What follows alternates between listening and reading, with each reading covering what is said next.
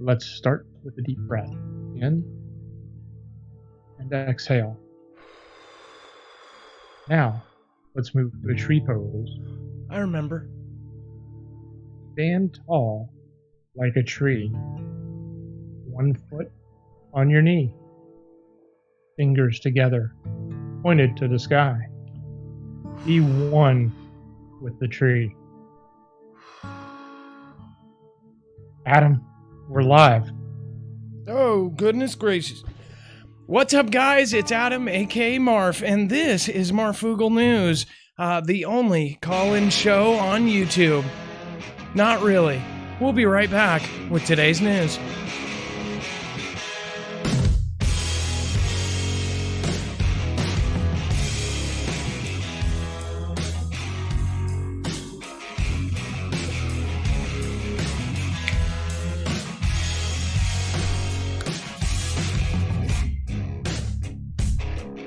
All right. What is up, guys? What a wonderful night. Man, oh man, there's a lot going on pretty much everywhere. So we're going to go over that tonight. If you've never been here before, my name is Adam, aka Marf, and this is Marfoogle News. With me, of course, is the most amazing, spectacular, and unbelievably handsome Dex. Are you there? Can we hear you? Hello, Adam. I am here, and hello, Foogle Fam. I'm glad I did a sound check. You almost blew my ears off. So Dex will be taking calls tonight. He is our screener. You can also give him reference material if you have an article or a YouTube channel that you want the rest of the Foogle family to see live. You can do so. He has a live connection with me, and we can load it up and actually show you. Tonight, we are talking about some crazy stuff tonight. We've got Russia. We've got, of course, the fires in California. We have human cyborgs. In fact, it's straight out of a movie. It sounds like the guy is terminally ill and is trying to turn himself into virtually a cyborg. B-52s headed to England. Not good for anybody. And then, of course, we have quite a road for conflict. We just had a prison shelled the other day, and now we've had a further attack on, I believe, U.S. troops. So we'll talk about that here in a second. That's huge news as far as I'm concerned. Again, everything we say here, we've got all of the news backed up on our website, marfooglenews.com. If you've never been to it before, I'll just show you real quick. You go to marfooglenews.com, you go to this thumbnail, and you will actually see this is how it's set up. So you can just go right to the thumbnail, click on it. It will bring you to a live video if we're live, or a replay that's archived. And once you click on this, it will actually show you down below that you will see all of the articles that we have shown here today. What is cool about that is if you have a second device, you can actually read along with us as we go over this news. So with that being said, of course, we are going to get into it without further ado. There are tons of things here, and I've added a few things that I thought were really twisted. Kind of like yesterday's show with the Jesus shoes. I don't know if you guys remembered that. I got a lot of emails about that. Some people are even mad, saying, what's the big deal about this? The big deal is that they're Jesus shoes. They've got a crucifix. They're Nikes. They've got holy water from the Jordan River in the air bubbles, and they have inscribed on them Matthew 14:25, which essentially is the verse in the Bible that talks about Jesus walking on water. I would think that that's some sort of blasphemy, but I don't know. Maybe it's, representing. You guys can tell me. Either way, we went over that in last night's show. If you want to go to last night's show, of course, it's very easy to do that as well. You can actually go to our website and click. It's always on the right-hand side. That's always the previous video or the previous show. That one we talked about California. We, of course, I believe that is the one where we had the PG&E employee call in. Is it not? Or was that the night before? Do you know, Adam or Dex? Yeah, yes, Dax, I know. And it was the night before. No, Adam. Thanks. So either way, you can go back and listen to that. The PG&E gentleman called in, and a lot of you guys just went nuts in the chat because a lot of you felt like it was a scripted call from PG&E. I'm going to put that out on news. I hope you guys definitely, share that out. I feel like we should get a general consensus of what the masses think of that video and think of what he said. It almost seemed, and that gentleman's been watching for a long time. We actually confirmed he's been in our Discord for a while. He's a good guy. He watches the show. A lot of people thought that, maybe he drinks the Kool-Aid from PG&E or his position at his job. Maybe he was just doing his job. Maybe he's just saying what he knows. Either way, I don't know why people kind of, were angry at what he was saying.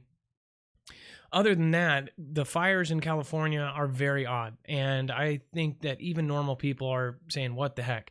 High Impact Vlog did a great video talking about Jane Tandy's video and then Logic Before Authority. We actually showed you Logic Before Authority about the same time as he did that video where it shows you from satellite things exploding or fires happening in California. The whole point of turning off the power was to prevent fires. And it ended up, that we've got fires in Southern California when they turned off power in Northern California. I might have it backwards. Did I get that right? There's fires in Southern California and they turned off power in Northern California. Yes. Okay. Yes, you have it right. I'm not there, so it's a little bit harder to understand. That Jane Tandy video that he shows in that High Impact Vlogs video, that is her driving around, and you can see this white mist, this just crazy, fog over half of the city. And when you look one way, it's just completely clear, and it's super windy, but yet there's this crazy mist, and that was right before the fires. So just very odd that and then mist at 6 a.m. there was no wind, and then all of a sudden the wind kicked in. As she described it, as they turned on the wind at about 8:30 or something like that. So one thing is you have to be open-minded when you watch this show. We talk about a lot of ideas. One thing that we have shown you through documents and through actual government websites, the engineering that is going on around us is now coming out and even talked about in government meetings. They have whole departments, as far as like Texas has a geoengineering department, and I have to watch when I say that, because they have the power and they've had the ability to, modify weather for a very long time. So I don't know why they are so sensitive about whenever you talk about that kind of stuff. But when you look at back in history, all the way back to Vietnam and before, we've done things in experiments to alter weather. We even have agreements with other countries saying that we will not mess with not only weather, but earthquakes, because they decided that nobody knew how to stop what they started. So they knew how to start storms. They knew how to start hurricanes. They knew how to start earthquakes. If you don't believe me, go back and do some research yourself. You'll see that governments actually came together and considered them WMDs, weapons of mass destruction. So they decided to not use them. So with that being said, we will get into the news without further ado. It says Libra is dead. eBay, Stripe, Visa, and MasterCard all abandoned Facebook's cryptocurrency. So, of course, Libra was the Facebook-owned currency, and it says 1 week after we reported that Facebook's Libra stablecoin project, Libra, was imploding as online payment giant PayPal quit the Libra network, as we can now set the time of death to today. That's when the best eBay, then Stripe, and then finally MasterCard all abandoned Mark Zuckerberg's pet, quote, cryptocurrency, which was anything but. Now, there's a lot of just weird things around Facebook and what they're investing in and what they're buying. It says, as the FT reports, eBay and the Stripe became the second and third major companies in a week to drop out of Facebook's planned cryptocurrency, following sustained political pressure and just days before the project's backers are due to meet for their first board meeting, which may soon be empty. If you want to check this out, you can read the rest of this. Now, Dex, you put this in your, I know you had kind of an idea of why you wanted this in here. What was your deal on this one? Well, when we first reported on this many months ago, everybody was up in arms that, Facebook is getting into the crypto space, and B, by producing this stable coin, was attempting to make a run at the US dollar and another monetary forms that are out there. So a lot of people were thinking if anybody was going to pull it off, it'd be them. And it's really interesting now to see these major players pulling out. Obviously, we don't know their exact reasons, but seeing that these significant players are pulling out, it does look like it's going to be dead, or if it does live, it'll be less impactful to society, at least early days. Well, obviously, we watch Facebook very closely here because Facebook is doing all sorts of weird things. Somebody just said, and I didn't see their name. Somebody says Facebook is spooky. I don't know who that was, but Bonnie Blake says Facebook is spooky. By the way, thank you to my mods tonight. Just everybody give them a hand. They have to deal with a lot right now. I appreciate everybody who stayed positive through there's a circle of drama through every YouTube channel. If you guys haven't noticed, if you do news or if you do the truth or niche, a lot of drama gets surrounded by you. So the things that we talk about on this show are normally things that your friends and family might think you're crazy for looking up, or if you even mention them, they might look at you and say, oh, okay, you're one of those. And I think almost all of us in here, if you are here, most likely you've had a time where you're talking to a coworker or even a best friend, and you point up to the sky and say, look at it, what's coming out of that plane. And it's just a complete disconnect. People are completely trained on the mainstream narrative. Here, we are so open-minded that I think that's what even causes a lot of these arguments, is because we're open-minded to all things. We actually, in fact, have flat earth folks and round earth folks getting along perfectly fine, which I don't think you see that anywhere on the internet. We have Hillary and T-Man supporters getting along.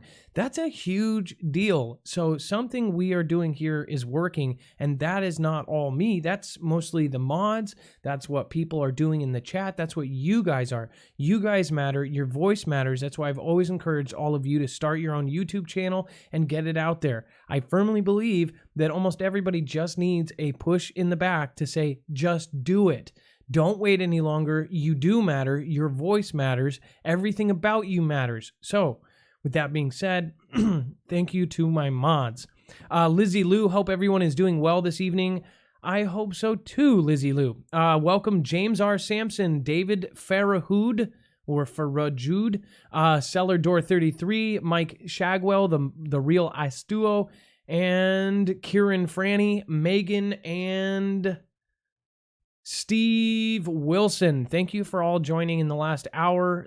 As always, if you subscribe during the show, you will get a shout out. We already have about 2,200 folks here. Okay, so Air Force B-52 boomers are going to England. This is not good. So I do want to pull you in, Dex, again for this one.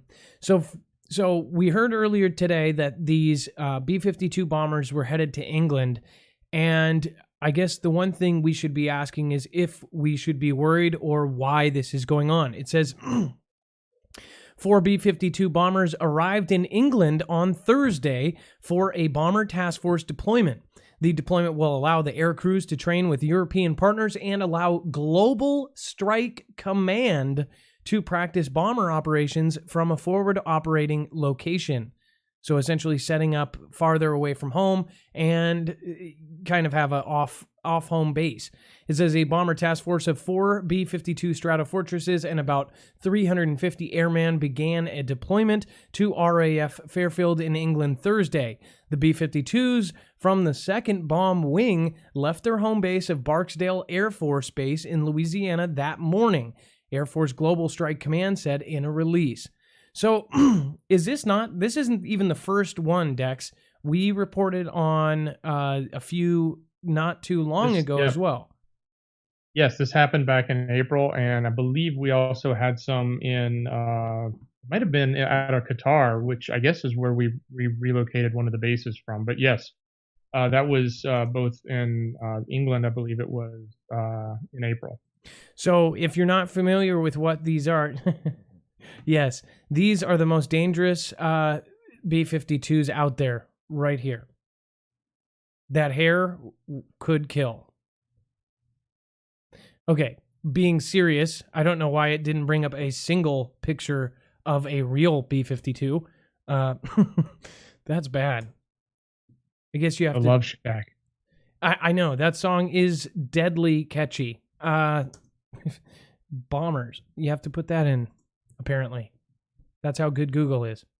These are a B-52 bomber. You can see the size of them. This is a good picture to kind of put this off. This is how many bombs can actually fit in these things.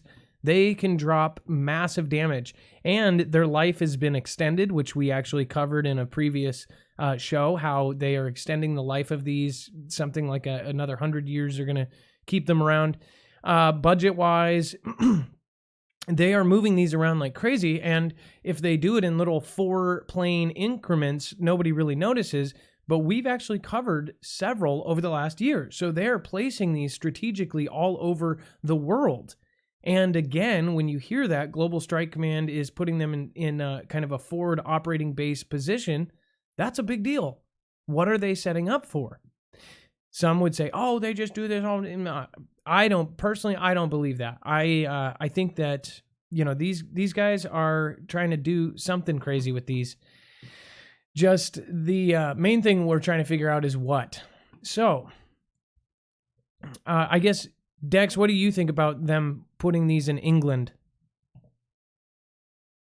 Well, we've heard a lot of posturing in Europe, even in England, against the Roskies, and so I think this is certainly, again, a show of force or a show of strength.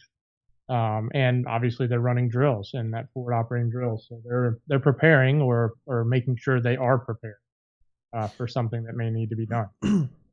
Now, it says B-52s were last at Fairford in April when a task force of 6 Stratofortresses, and they call them fortresses for a reason, these things are huge, from Barksdale's 2nd BW concluded a months-long deployment. It was the largest deployment of a single bomber platform since the beginning of the Iraq conflict in 2003. Again, if you've just joined us tonight and you've never been to this show before, we say some words a little bit differently, obviously because of Mr. Algorithm. Okay, then we have Russia, of course, launching half of its stealth fighters. It says, we now know why. Back in May, Russian President Vladimir Putin's IL-96-300 presidential plane was flanked by no less than 6 Su-57 stealth fighter jets while en route to the 929th Cheklov State Flight Test Center in southwestern Russia. Video footage of the flight shows the Su-57 fighters grouped in what better resembles a parade column than an escort formation, suggesting a soft power intent behind Putin's trip. There are several factors at play. First, and perhaps least significant, this footage of 6 functional Su-57s heads off any and all speculation that the 2019 Victory Day Parade air show was called off for any other reason than the Defense Ministry's cited weather concerns. It says other coverage has focused on the political connotations, noting that the Cheklov Center trip took place shortly before Putin's Sochi meeting with Pompeo. While partially convincing, this line of reasoning cannot explain the timing. If Putin wanted to stage a diplomatic show of force, why now, and not during his prior meetings with President T-Man, Commander-in-Chief, and National Security Advisor John Bolton? After all, Russia's strategic approach, vis-a-vis, or VOV, the U.S. has remained largely consistent over the past several years. And, people give T-Man a lot of crap, but he has actually done things in quite an order. I mean, even if you hate him, you have to understand there's been kind of there's been an order to things as far as what he's done with Russia. And we're not even talking about, every time somebody thinks of T-Man in Russia, they think of, this whole the collusion thing. It says, rather, the unprecedented decision to utilize 6 of Russia's most advanced 5th-generation fighters, approximately half of the currently available roster, in a VIP escort mission is the latest step in Russia's ongoing Su-57 branding campaign. Unsurprisingly, Putin has repeatedly showered the Su-57 with adulation over the past several years. It was only several months ago that he referred to it as the best fighter in the world. But as high-stakes Su-57 export talks with Turkey, India, and China continue to unfold, Putin is adopting what appears to be an increasingly proactive role in advertising the Su-57 to prospective buyers. If you want to read the rest of that, you can always go over to marfooglenews.com and go down to the actual article. Authorities order 100,000 evacuated in Californian wildfire. So one thing I want to say about this whole thing is it seems to me like they're clearing a big part of California out. Now, again, they are doing this out of safety, but if that area does not end up catching fire, one thing that they have done in the past, and in 1997 and in 1985, during fires or during big fires where there were evacuations, they ended up doing drills in those areas, knowing that the fire was contained and it was going to go around those areas. But the people that they evacuated did not know. Now, I'm not saying that's what they're doing here, but I am saying that they've done that in history at least twice that we know of. It says, Los Angeles, a wildfire raged out of control along the northern edge of Los Angeles early Friday. It says, forcing tens of thousands of people from their homes as firefighters battled flames from the air and on the ground. Police Chief Michael Moore said that about 100,000 people in over 20,000 homes were ordered to evacuate. Fire Chief Ralph Terrazas said that the fire had grown to more than 7 square miles, and at least 25 homes had been damaged. A middle-aged man who was near the fire went into cardiac arrest and died, the chief said, but he did not have details.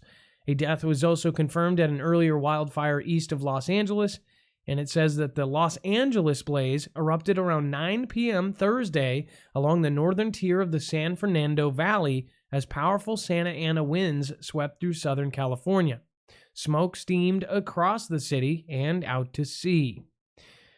So there, by the way, and there did end up being wind. We were talking about the other night, and a bunch of people said that there was no wind, and then all of a sudden, wind kicked up out of nowhere. That's what's being described to us by the folks that are in California, by the Foogle family member groups, all these folks that are down there are saying that it was just kind of the weirdest thing ever. Like the wind was just boom, all of a sudden there, out of nowhere. No storm clouds, no nothing, and just boom.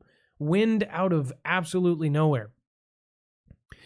It says, as you can imagine, the embers from the wind have been traveling a significant distance, which causes another fire to start. So these embers actually fly off and then start new ones. A lot of people are scared right now because, honestly, this thing could turn into another, paradise, which was a horrible, horrible event. It says the fire erupted in Salmar, the northernmost portion of the valley, and spread westward at a rate of 800 acres an hour into Grenada Hills and Porter Ranch, where subdivisions crowd against the foothills of Santa Susana Mountains, and the cause wasn't immediately known. So there's a lot of video coming out about this. A lot of, even I saw a couple dash cams that were absolutely nuts. 800 acres an hour. That's pretty massive. I mean, that's very fast. So I am praying for everybody in California to be safe through all of this. I thought it was very odd that we had all of these weird things visible from space. A lot of people are questioning what's actually going on. They did have controlled burns and things that were going on as well. So we are keeping track of all of it and trying to find out really what's going on. All right. And, of course, Los Angeles wildfire forces evacuations. Here's an actual video. And I'm going to put the sound on here.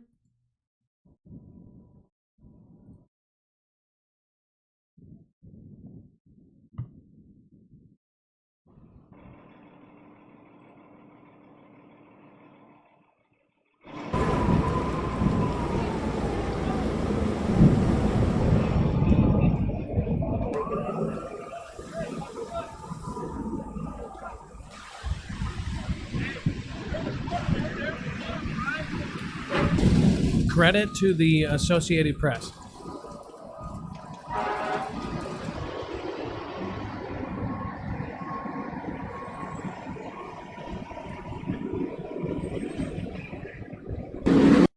So as you can see, it is a very scary scenario that they have there in California. If you are in California, again, we are praying for you. We are trying to build infrastructure right now to try to be able to help people in situations like this. Obviously, there are a lot of different services that are available to some who have lost their homes. What I want to ask, though, too, is, what if, just open-mindedly, what if you did find out that some things were, I guess, altered on purpose? Would you not be incredibly angry? There's some that are really fighting for that and really saying that that is something that quite possibly could be done for a specific reason. Like there is some sort of motive behind why they would want things like this to happen. I know that sounds crazy. So that's why I would love for, if you have information about that, please let us know. I think that we are all trying to get to the truth of everything. And after Paradise, people are really hurt. People are just absolutely terrified that that kind of thing will happen again. That fire, I believe, even moved faster than 800 acres an hour. I mean, that one trapped people. The scenery of it, people that were there, we actually did talk to a couple people that were, we actually talked to a woman who, her mother did not make it, and she did. And it was like, she didn't know if she was going to make it either. She barely made it out of a small passway, and once she got past that, she was picked up by helicopters. So pretty crazy what happened there, and nobody was ready for it. Another reason why we should all have, prep, and a special part of your prep should be dedicated to escape routes and backup escape routes, and, knowing your area. If there was a fire, where would you go? Is there a path that you know of that's concrete that you go through? I mean, heck, I would even, if I was in certain areas like the whole Paradise thing, that trapped people, I would know about the sewer systems or something. I don't know. It's like, how do you get out of something when you're trapped? Some areas even only had one exit, like a tunnel was the exit, and it was so full of smoke that they couldn't walk out of it. Lots of the fires, I believe, are going to only get worse over the next couple days, so we'll be covering that as much as needed. I don't want to just start, the MSM just repeats and repeats and repeats, and of course they are talking about it a ton. Now it says, terrifying footage shows drivers rushing to escape huge wildfires burning in California. Terrifying aerial footage shows crews battling a California wildfire fueled by winds as homes burned and 100,000 people were forced to evacuate. The fire, known as the Saddle Ridge Brush Fire, broke out after 9 p.m. on Thursday in Salomar, north of Los Angeles, along with the 210 freeway near Yarnell Street and Jump the Highway.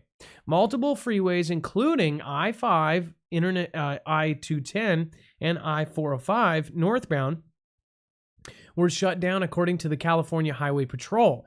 So this is actually affecting, transportation. It says fire officials said that the Saddle Ridge fire consumed more than 1,600 acres by 6 a.m. on Friday with zero containment. Authorities have ordered mandatory evacuations in the Grenada Hills, Porter Ranch, and Oak Ridge Estates neighborhoods, which I have a friend that lives in and apparently is not living there right now. According to the Los Angeles Fire Department spokeswoman Margaret Stewart, an unknown number of homes are in the fire's path. Man, and what a picture is that? That is from above of a helicopter down low over the fire. Man, this is insane. Terrifying aerial footage showed crews battling a California wildfire. Look at that, man. And look at, those are houses on a regular street. Absolutely terrifying. Wow. This is somebody's porch.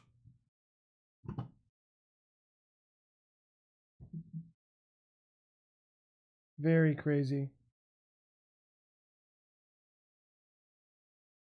Wow, this is epic. This is, of course, a map that they have put in this, and it shows the areas where the fires are.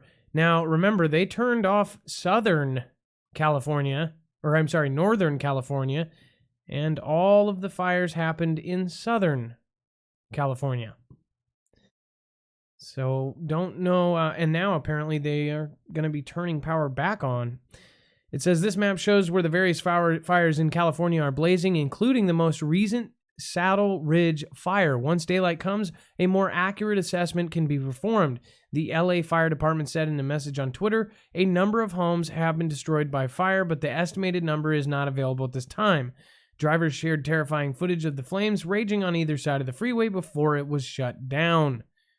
So here's one thing to think about, and Dex, is this something that's happened every single year for the entirety of history? These kind of fires? Did this happen 10 years ago, 20 years ago, 30 years ago? Yeah, that's a great question, Adam. I mean, we've come at this point, we're accustomed to this being the fire season, right? Every year we seem to be hearing, and I think those who live there will tell you, yeah, there's always a fire season. But it's interesting to see if this is much more prevalent in the last few years, has been, say, 10 years, 20 years ago. Things do feel, and they certainly appear to be different now than what I recall. But I don't live there, so I'm sure the residents there can, do we actually have understand it? Do we have? I mean, like this for people that have lived in California their entire lives. Yes, there was a fire season, right? And maybe there was a couple bad ones back in 92 or you know, back in 85, we had a fire that, you know, we saw the smoke from the city. Every single year they're having fires like this. And after Paradise, which was especially bad, I mean, it's like the last few years, it's like up, up, up, up. And it's all due to dry and humid weather and, you know, extreme temperatures. It's like, how do people not see something is going on in California? I mean, this is like, it only gets worse and worse and worse and worse. How do people even live in these neighborhoods if they're going to have, you know, these fires happen every week? You know, they don't know how to stop it. Even one cigarette butt could throw away $2.8 billion of damage they did by, you know, trying to turn off all the power. Seriously, one person smoking a cigarette, flicking it, could literally demolish all of the work they're doing supposedly to, you know, keep this fire from happening. It seems quite crazy that this is happening, and it seems like it's worse and worse and worse. Or is it worse because the news is covering it? If you're in California, call in and let me know. You know, has this been happening like this every single year for the entirety? Just like I've said about certain things, like 5-10 years ago, we never talked about asteroids passing by Earth all the time. Partly is because we didn't, you know, not everybody kept track of NEOs or near Earth objects. Now they're desensitizing us to it. I can share out maybe 2 or 3 stories each day about a close call with Earth and asteroids. And I can share a story where there's something coming out every day about what we are doing to try to veer an asteroid off from Earth. So that kind of tells you that something is happening here. Like as far as asteroids go, obviously they think something's going to hit us. As far as fires go, they think this is getting worse and worse every year. I don't know what to say. You know, can they use this for kind of climate change and all this? You know, is that what the angle is here? I don't know. You guys tell me. Give me a call at 2244-00-MARF. U.S. Air Force's Valkyrie stealth drone damaged on its third flight. Now, I'll just hit this real quick. It says it was just the third time that the 28-foot long Valkyrie unmanned aerial vehicle took to the skies, but high surface winds at the test range in Yuma, Arizona, caused some damage to the aircraft. It says including a malfunction of the vehicle's provisional flight test recovery system that resulted in a mishap after landing, which damaged the aircraft. If you want to read the rest about this, you can go to marfooglenews.com. It's kind of an interesting story because the winds are going in that far. And then we, of course, have conflicting reports emerge as U.S. Special Forces reportedly came under fire amid Turkish shelling. So our U.S. forces ended up possibly getting hurt or killed in the shelling in Turkey. So that would be an active conflict. It says, once I get down to it, U.S. Special Forces have been reportedly come under fire amid Turkey's ongoing shelling against Kurdish positions in northeastern Syria. Newsweek reported on Friday, citing a senior Pentagon official and a Iraqi Kurdish intelligence official. Newsweek reported that the attack on U.S. service members unfolded as they were conducting an operations at Meshentunor Hill in the Kurdish majority city of Kobani. The outlet reports that the incident came just as U.S. Defense Secretary Mark Esper assured media during a news conference that U.S. forces had been relocated and that Turkish forces know U.S. positions down to the grid. So they're saying that Turkey knows exactly where we, have our guys. However, Reuters, citing a U.S. official, reported that an explosion did occur near the Kobani U.S. outpost, but that no injuries have been reported thus far. So we'll see about that. Of course, there's lots and lots of things going on here. We've got Erdogan, the president, says Turkey won't stop operation in northern Syria despite threats, as U.S. warns it can shut down Ankara's economy. Now, this is pretty interesting, actually, once we get to it. Turkey's military will continue its campaign against Kurdish militants in northern Syria, despite threats from the U.S. and allies. President Recep Tayyip Erdogan, or I've never said his name right, has said, insisting that the operation targets not Kurds, but terrorists. It says, we can't wait. As Turkey, we will never stop this fight, no matter what anyone said, Erdogan said or declared on Friday. The U.S. and Europe both say, we are killing Kurds. The Kurdish people are our brothers. Our struggle is against T groups.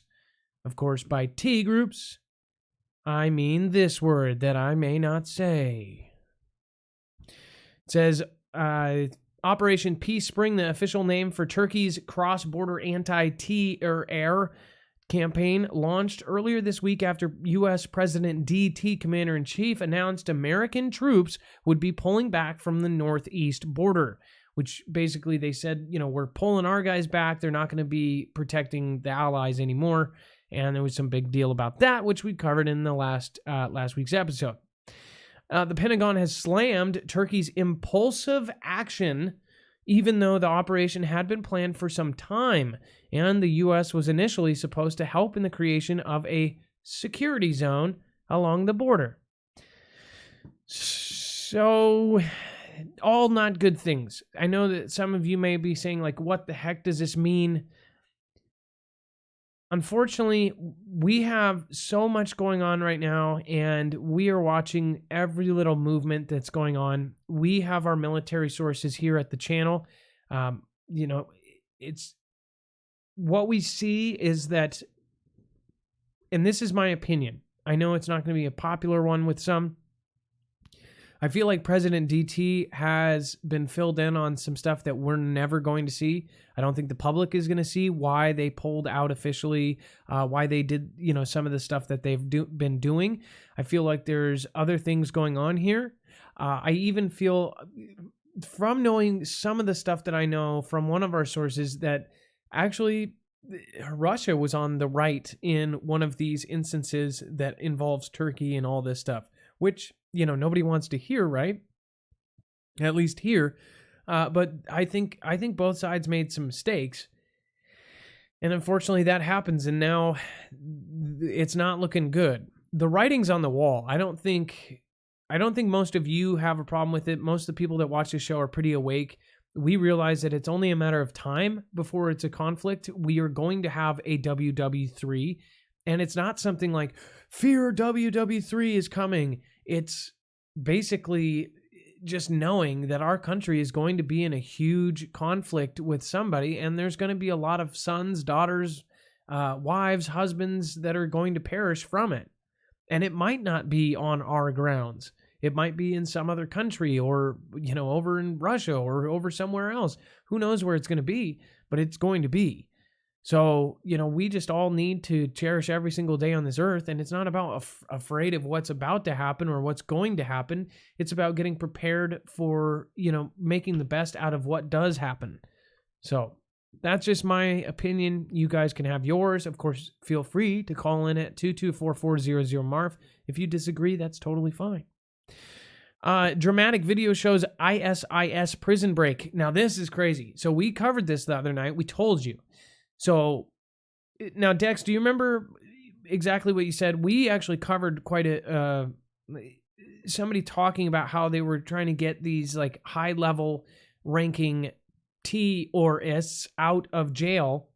What do? They end up shelling the prison, and these guys get out. So do you remember? Exactly. And yeah, we actually reported that it was a fear that was going to happen. The next day, it then did start to happen, and now we have the video footage of some of them actually escaping. We reported 24 hours before they did this, talking about the fear of these guys getting out of jail, and then it happened. So, just shows you're in the right place. Let's see here. So there is a video here. Let's see. Yeah, look at this. This is insane. Okay, so I wonder, do we have... Oh, I know what I did. Yeah, I need to click on the... Link. I need to... Yep, never mind. I got it. I'm a big boy now. Okay, so watch this, guys. This is nuts. So they shelled the prison, exploded walls, and these are all the prisoners escaping. Now, they say that out of all these prisoners, and these guys are some bad mofos.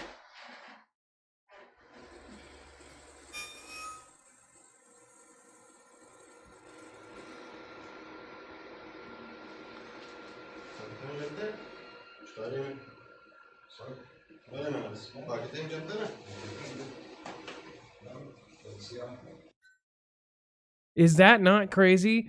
So they knew what they were doing. They shelled the right area. They tried to shell the walls and the areas that contain them so they could escape. These are, genuine, some of the most dangerous people in the world. And out of a movie, they shelled half the prison and they got out. Now, they say only 5. Now, does that look like 5, Dex? That looked like a whole lot of bad mofos. There's a lot of people running, but they claim only 5 are bad, IST group people. But so all of them got out. Just 5 of them are the bad mofos. Okay. Yeah, we'll see.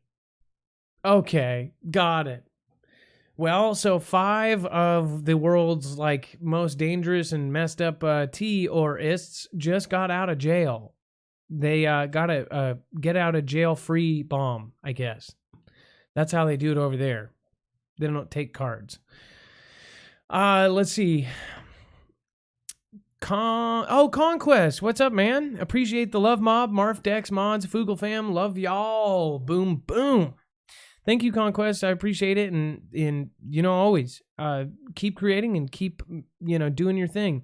We've got Road to Prison. Positivity is much better than negativity. Can't we all just get along, please? Everyone is a good person inside. Just let it out. Much love and respect. Well, thank you, Road to Prison. I appreciate that. Central Florida Prepper, thank you for joining Patreon during the show. That's awesome. Richard Walters, the truth will set you free. Keep spreading it, brother. Well, I appreciate that, Richard. A lot of you guys have come out of the woodworks and just said really nice things, so I appreciate it. Central Florida Prepper says, always have a plan on a plan. That's right. And have a backup. So somebody close to us coordinates the military and the FEMA response to the huge thing that's going to happen here. They have to have 4 calculated routes to work when this event happens. When the Cascadia happens, boom, 4 calculated routes. And that is like the very beginning of the kind of prep that they have to do. And here's the thing. You've got the government and the military branches. They're doing extreme preparedness for these events because they are going to happen. And we basically go, oh, well, we'll just be saved by the military. We'll just be saved by the police. That's not true. You are if you're the patriarch or the matriarch of your family, if you're the mother or father that has your whole family kind of depending on you, you have to be the one that has all of these things worked out. And, if you have sisters and brothers, grown family members that are not prepared, do whatever it takes. If you love those people, do whatever it takes. Put a slip under their door, wake them up, because these people are going to be screwed and they're your family. And you're going to say, I wish I would have tried harder to tell them, when something happens, you need to have your stuff prepared. Do not depend on somebody else. That's all I'm saying, and I'm sticking to it. T. Fisher, thank you. Thank you for the $15 super chat. You can always write a message with that if you would like. Vaneki Potasio V-Rocks Pit, I have not seen you in a minute, so thank you. Says, pound it, hashtag Foogle Fam. That's awesome. Thank you guys for supporting everything. We're trying to bring on 2 more people onto the channel. We're trying to expand. We're trying to turn it into a legitimate news agency. So I appreciate every one of you guys that do that. It's not required. The gray one says, Hal Turner radio show reporting 1 U.S. death, 7 wounded in Turkish artillery attack. So if that one, and people say, oh, it's only 1 died. That's a U.S. death. That's a big deal in foreign affairs. Now it says U.S. to send thousands more troops. None of this is bad. I mean, this is all writing on the wall. If people don't see it, pass the peace pipe. Thousands of more troops to Saudi Arabia. It says Reuters reports citing defense or administration sources that the U.S. is set to send thousands of additional troops to Saudi Arabia in the wake of last month's Aramco attacks. The United States is planning to send a large number of additional forces to Saudi Arabia following the September 14th attack on its oil facilities, which Washington and Riyadh have blamed on Iran. Now, isn't it funny that they can attack an oil field and virtually no one dies, and they can send troops somewhere? Do you guys see how that works? I don't know. Did Dex, do you know if we ever had a death toll from that drone and missile launch on the Aramco oil refinery? I don't think anyone died. That's a great question. I don't recall hearing that anyone actually died. And if they did, I would imagine it would have been from the oil company. Nobody heard about that, right? It didn't. I never saw a single thing about somebody dying. So you can attack basically a solid structure or a key building, not even kill anybody, and then justify thousands and thousands of troops going to that country. What are they protecting against? Are these soldiers going to shoot down drones or missiles? Do you guys get what I'm saying? Like, no, they probably need those guys there, but what does that say to you? That event allowed them to move troops in there without anyone saying anything. Nobody said, why are you putting troops in Saudi Arabia? Well, because they got attacked, right? Their oil field got, bombed by missiles. Okay, so what's 3,000 guys going to do? Shoot them down? I'm just saying it doesn't match the kind of thing that's going on. Are they sending them there because they are actually going to physically defend against some sort of force coming in? Obviously you've got that ambush that happened a few weeks ago. There's all these separate little things going on all over the place. So it's just kind of funny that there's nobody fighting back on this, because there's always something that justifies it. The Patriot Act, all these things that ended up happening after 2001 is because of that, right? If you have something where everybody's like, yeah, get them, or, they're pissed off because something happened, they can easily justify something. We were all scared back in 2001. We didn't care. We were like, yeah, look through my phone, look through all my stuff. As long as you can protect me and my kids from, somebody coming and doing what they did on 2001, take it, take my privacy.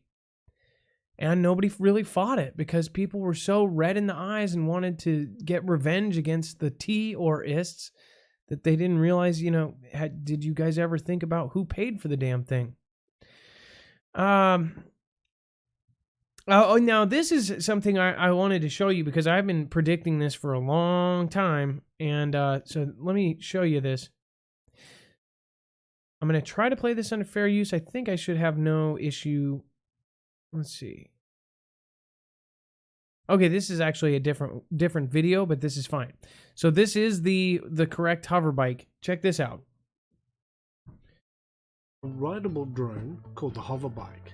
The latest version of the hover bike is called Scorpion 3, which merges a standard motorbike design with drone quadcopter technology to allow riders to maneuver in the air as if they were riding a bike. Now, the crazy part coming up right here. The Scorpion 3 can carry 104 kilograms or 229 pounds in weight, while hitting speeds of up to 43 miles per hour and reach an altitude of 33 feet. This electric bike has a range of 13 miles. Okay, now I want to see here. On the battery type. Its batteries can with diverse conditions in mind and employs inbuilt software for full manual and automated control. It's marketed as safe thanks to the state-of-the-art flight. How safe is it really? Highly trafficked areas. Although the Dubai police force has reportedly tested to be used in the immediate future. The Dubai police force has reportedly tested it for use in monitoring large, highly trafficked areas. Although the Dubai police have placed a 20-foot flying limit on the bike. Okay, so now we've talked about Dubai having the future world. They're having flying taxis, and this is already starting. They've already done it. They're clearing things for it. So basically, you visit Dubai, you order a taxi cab, and you get picked up by a drone kind of capsule thing. That's crazy enough. They are putting robots and everything. We've covered all the crazy stuff they're doing. They're doing facial recognition, all this crazy stuff all around town.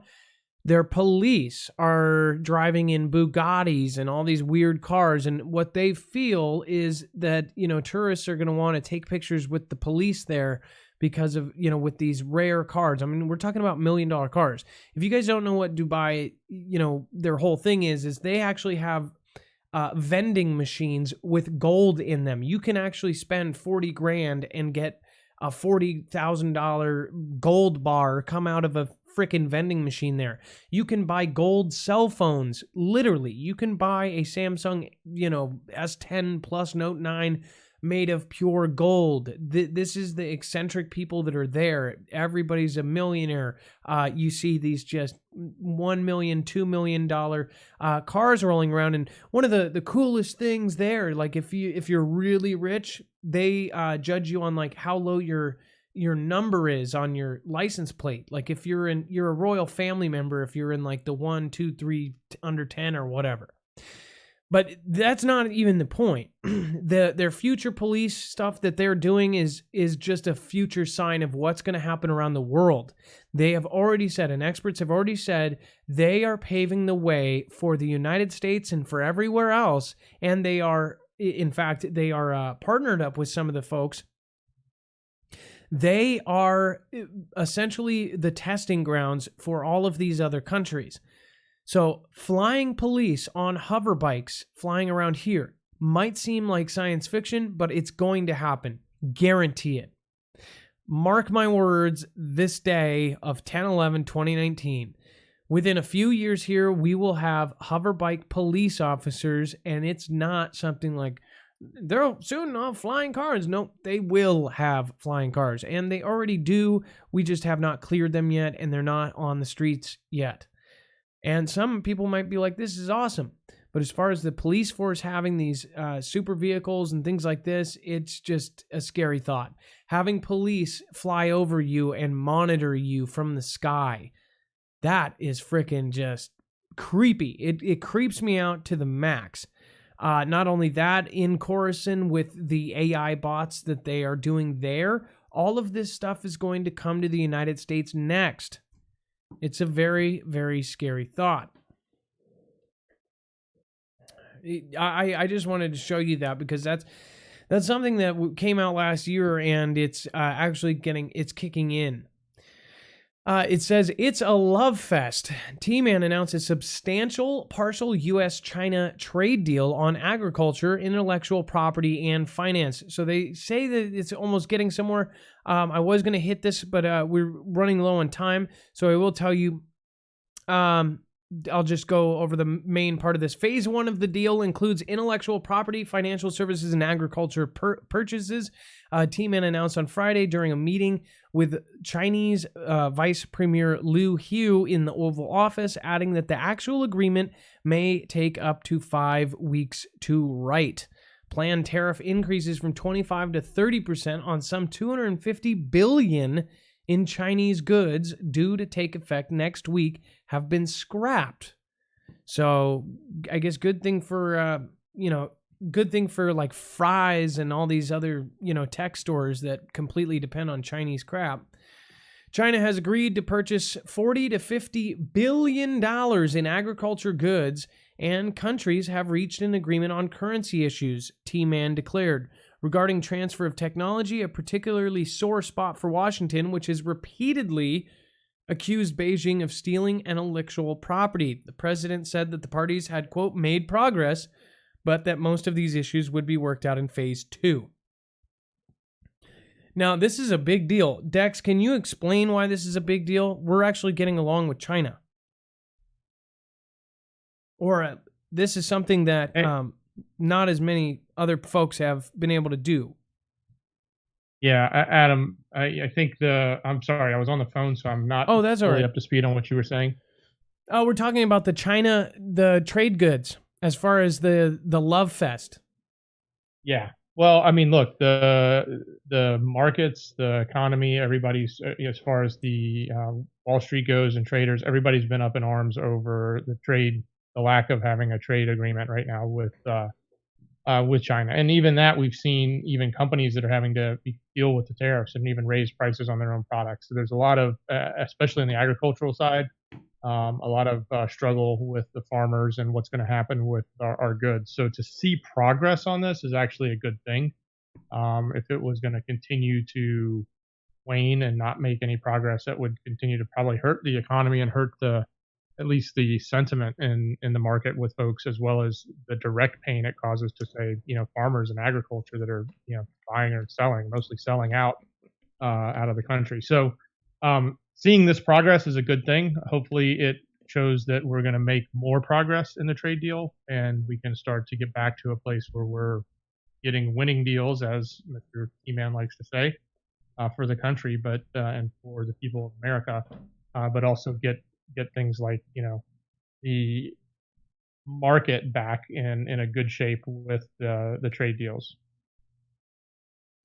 Well, I just have to say, not a lot of people are a fan outside this room of T-Man, but he has been doing a great job on some of these things, and I'm just saying, you got to give credit where credit is due. I don't get the people that just say negative to everything he does, even if there's an accomplishment. They don't let it happen.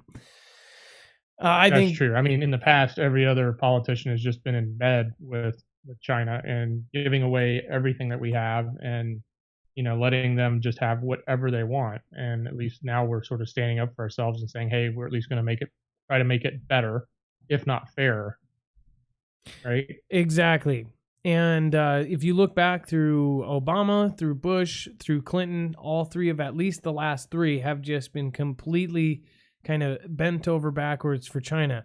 And you can argue that. If you want to show us proof otherwise, give us a call at 224-400-MARF.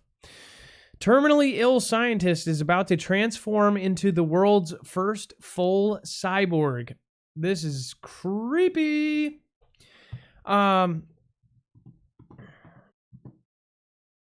You know what, guys? Let's see here.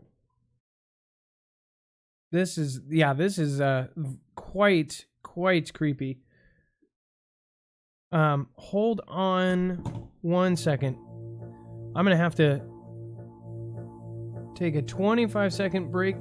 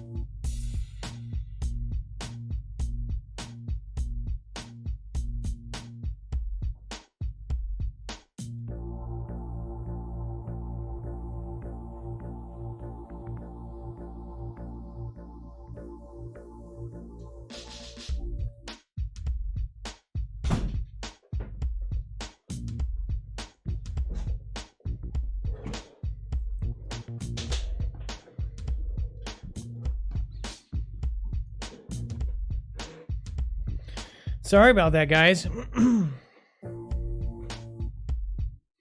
We actually, I heard my 13-year-old yell out in pain, and I was like, "What the heck is going on?" Stubbed her toe, and after she stubbed her toe, she ended up hopping over and then stepping on a thumbtack. So I wish I would have saw that. Like, I just stepped on thumbtack. In fact, I actually have one like right here. I stepped on this and it went all the way in my freaking foot the other night. And if you've ever had to remove a full thumbtack from your foot, it's probably one of the most annoying things in the world to do. But if you've ever stepped on the hard part of your foot, it's like you actually have to like pull, and it's messed up. But anyways, back to the terminally ill cyborg. Like, this is just disturbing that this is happening. But again, I think a lot of people would kind of be happy about this kind of thing. If you were terminally ill and you had the chance to essentially, integrate with a robot, would you do it? Or would you let your natural God-given body fall apart? It says a terminally ill scientist who is dying from a muscle-wasting disease has taken the final steps to become the world's first full cyborg. Dr. Peter Scott Morgan, 61 years old, was diagnosed with motor neuron disease 2 years ago. But instead of accepting his face, he decided to challenge what it meant to be human. He said he wanted to push the boundaries of what science can achieve, so he decided to extend his life and become fully robotic. Known as Peter 2.0. No, this isn't an episode of The Family Guy. It is an actual thing that is going to happen. It says the world-renowned roboticist is already undergone a series of incredibly complex and risky operations during his journey. It says this has included developing a remarkably lifelike avatar of his face before he lost any muscle. That's crazy.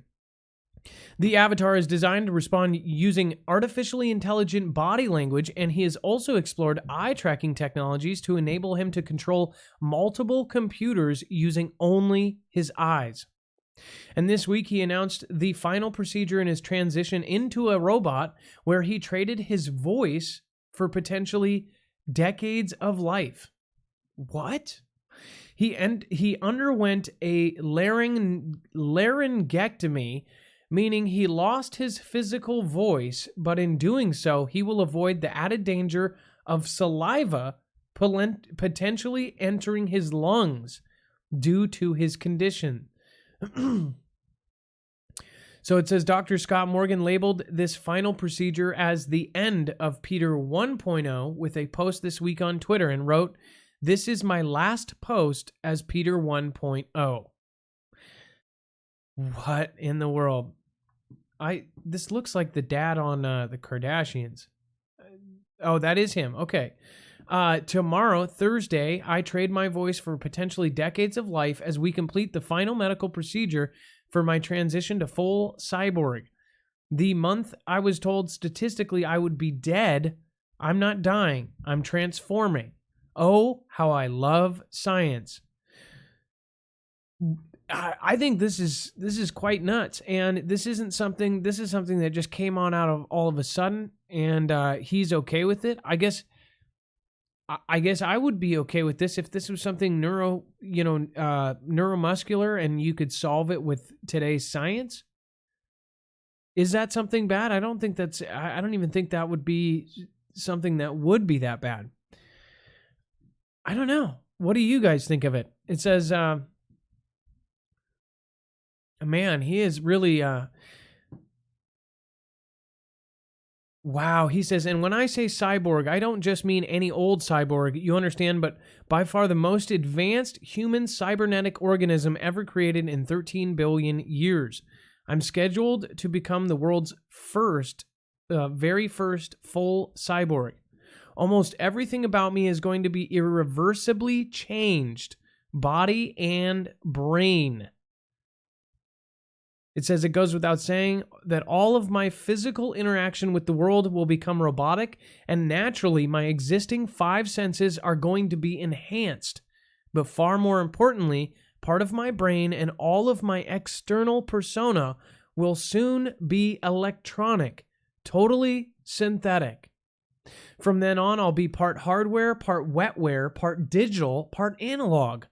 And it won't stop there. I've got more upgrades in progress than Microsoft.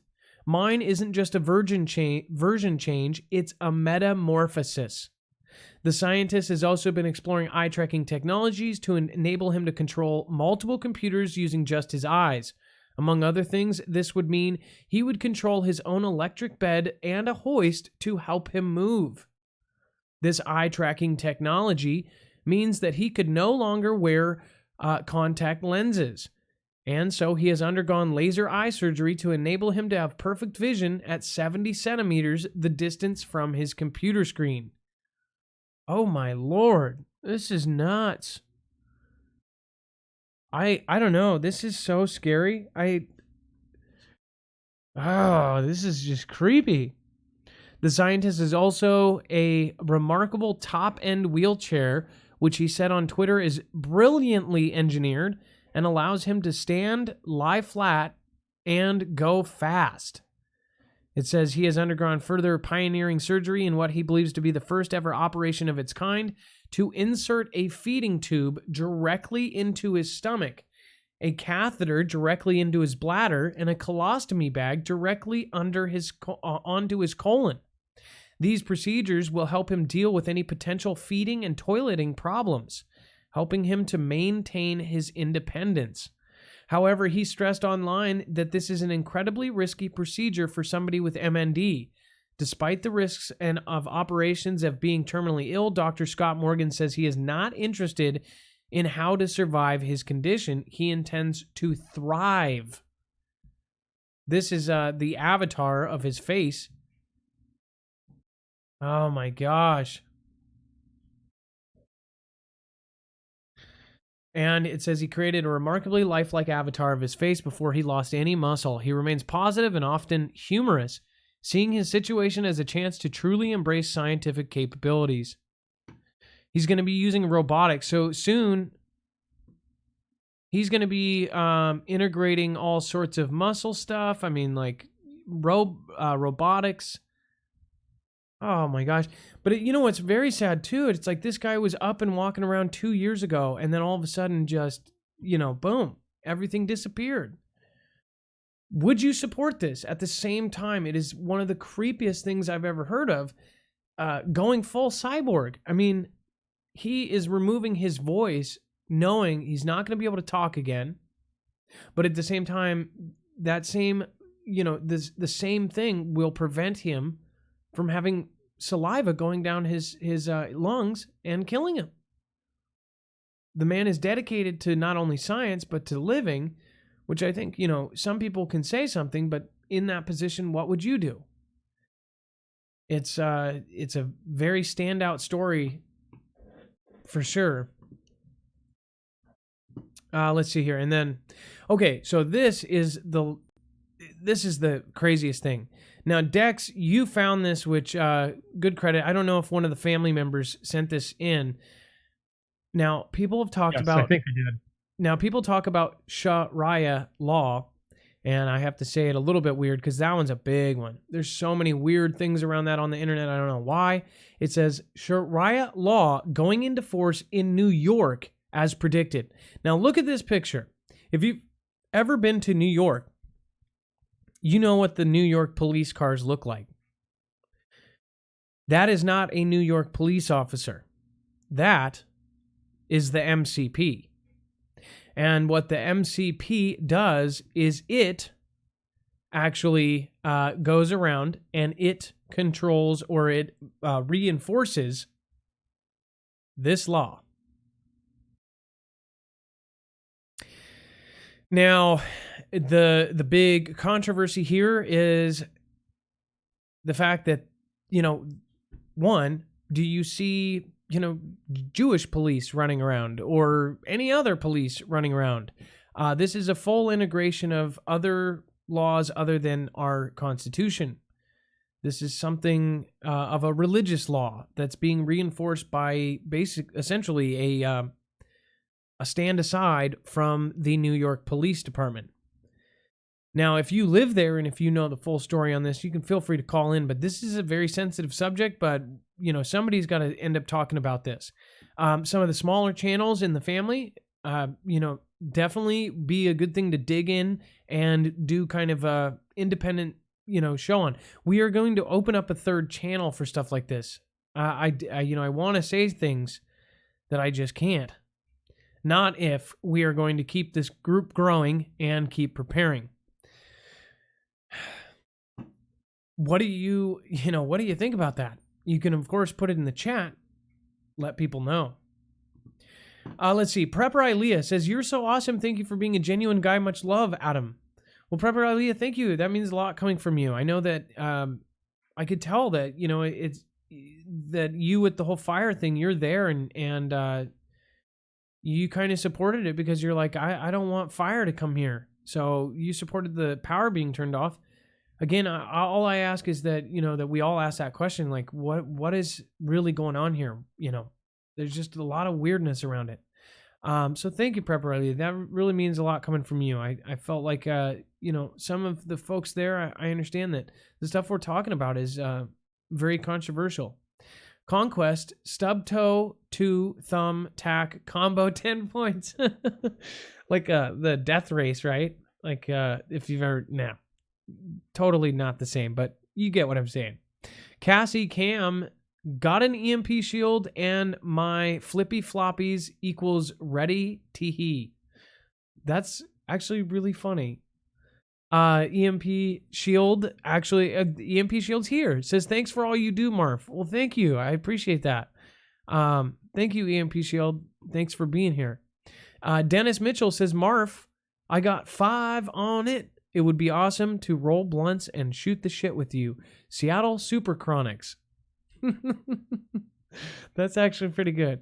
I miss the Seattle Supersonics. I used to go watch Gary Payton, and the last game I went to was the Supersonics versus the Lakers when they had Shaq and we had Payton. It was amazing. I'll never forget that. And let's see. Jason Holiday, welcome to the family. Thank you for subscribing. As always, if you subscribe during the show, you will get a shout out. And Samson Bollocks, welcome to the fam. Jimmy Dean, thank you and welcome to the fam. Sharon Stiso, welcome to the fam. And Grostasa, welcome to the fam. Thank you for subscribing in the last 25 minutes. April Osborne, welcome. Thank you. Just wanted to say hi. Thank you so much being the last one out yesterday. All right. So, mind you, there is just so much going on, and I appreciate each and every one of you guys being here. Over 3,200 folks. We've actually had quite a few nights with 4,000 people or around 4,000, so just blows my mind every night. If you guys would like to help support our channel, we are trying to build this into a news organization. You can do so and protect yourself against an EMP with the world's first and only EMP protection technology from EMP Shield. EMP Shield is actually here tonight, which is awesome. But I don't think you guys realize this is a very unique product. In fact, it's so unique that the DoD and the Homeland Security Department is using these guys to help build up our grid. Our grid is very vulnerable, and that's what our T-Man, Commander-in-Chief, has said. He signed a bill to harden our grid because, obviously, once he found out that our entire grid could be knocked out with not too much effort, as far as, these other countries with millions of dollars worth of budget, billions of dollars, trillions of dollars of budget, could knock it out like that if they really wanted to. Of course, that would start a conflict or a WW3, but they could. And they could even do it with, as many as 9 Transformers getting knocked out in specific placements. So again, he signed a bill to harden it, and EMP Shield stepped up, and they are helping them. So these are no joke. They're hand-built in Kansas. They 100% guarantee your home against lightning, as far as if you get a home device. And again, there are several different devices. You can get one for your home, you can get one for your vehicle, you can get one for your generator, your RV, your solar system, or even your ham radio. You can get $50 off of each device when you order with marfooglenews.com/EMP. I would definitely take them up on that because, honestly, if you don't have one on your vehicle and you want to go bug out after an EMP, you might not be able to do that. If you have a generator, what use is it going to be after a Carrington event, coronal mass ejection solar flare? It's not. If you have one of these, it will. So make sure to check them out. It does support the channel. Every purchase that you make, a commission of that goes to us building this family and this group and this channel and this agency. So please, appreciated much so. Go to marfooglenews.com/EMP. Again, it's a smart move on your guys' part either way. I mean, even if you don't get it through us, just so you know, too, this company actually cares about the people. They want everyone to have one, period. And they've actually stepped out and helped people, which I didn't even know about. So make sure to go support a good company. Also, they have Klarna. So if before it was an issue that the whole price issue. They've actually made it so you can break it into 4 payments, no money up front, and interest-free. So basically, there's no excuse. Everyone and anyone can get their hands on an EMP shield and have it in their house, vehicle, generator, or RV. All right, and of course, we are going to open up the phones. Important notice, nothing in this show should be considered legal, medical, or financial advice. The views of the callers can differ considerably from myself, Dex, or anyone else that helps the show. And of course, you should always do your own research and consult with professionals. So if somebody tells you to, hook an EMP shield up to your cyborg leg, you might want to talk to a doctor about that. The internet is full of fake news, so please take everything with a grain of salt. It is exactly why it is so important that we give you the opportunity to call in as the viewer, show us your information, show us your documents, and share it with the rest of the Foogle family. We are all trying to get closer to the truth here, and that is the point, is it not? And if you have not checked out Marfoogle News is now almost at 145,000 subscribers. You wouldn't be able to tell it, but we're just a few away. So feel free to bring a couple people in. I guess the next big, landmark would be 150,000, and then I guess 200. So let's get this one to 200, and then, of course, Marfoogle TV. Both of these links, if you actually go to marfoogle.tv or marfoogle.news, you will be able to give that to somebody, and it will go directly to subscribing them. And, of course, we have the Foogle Family community on Discord. We have over 11,000 folks in here. I don't even know if we're at 12,000 yet, but this is our Discord group where we have state groups broken up into even different zones. Like California has multiple groups, multiple zones. Even in a city, multiple people meet in even multiple zones in those zones. So we have a lot of people meeting up and actually physically preparing, exchanging info, backing each other up, becoming strengthened alliances. Because when something goes down and say your local sheriff's department ends up saying, screw this, I need to go save my mom in Atlanta, Georgia, they'll take off and you are left there saying, well, who's staying here to protect me? Nobody. You need to protect yourself. And at some point, it might come down to the point where your neighbors are the ones who are going to back you up. You and your community should be strong by now because we have no idea, and they know this at the government. They know at any moment anything could go to crap. And that's why they have 4 dedicated routes and 4 plans for everything. Do we? No, not most of us. So please join the Foogle Family community. Go to marfooglenews.com and sign up for Marfoogle alerts. If we ever get any kind of word that anything is going to hit the fan, we will actually get a hold of you through Marfoogle alerts. Now, if you would like to watch the Earthing movie with no ads, you can go do so at marfooglenews.com/GT. That explains Ground Therapy. Ground Therapy is also our affiliate. We raise money through selling Ground Therapy, and we believe in Ground Therapy. We've had Clint Ober and even Muriel Hemingway on the show. Both of them are firm believers. See, Big Pharma is something that is an untackleable giant, and they do not like stuff like this out. This is an amazing product that can stop half of the things out there before they even happen. What it does is it decreases inflammation, and inflammation is the root of half of the evils inside your body.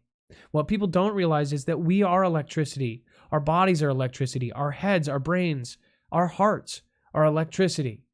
Our entire neural sympathetic system is electricity. So this, what it does is it grounds you. It plugs you back into the earth. We used to be barefoot. We used to be connected. And then we made rubber sole shoes for whatever reason, and we completely separated ourselves from the earth. Once you try this, you will be like me, and you will try to get your family and your friends on it. You'll say, just do it, just do it, just do it. I'm telling you, once people sleep on one of these or have one of them at their computer, they have a universal mat you can put in front of your computer.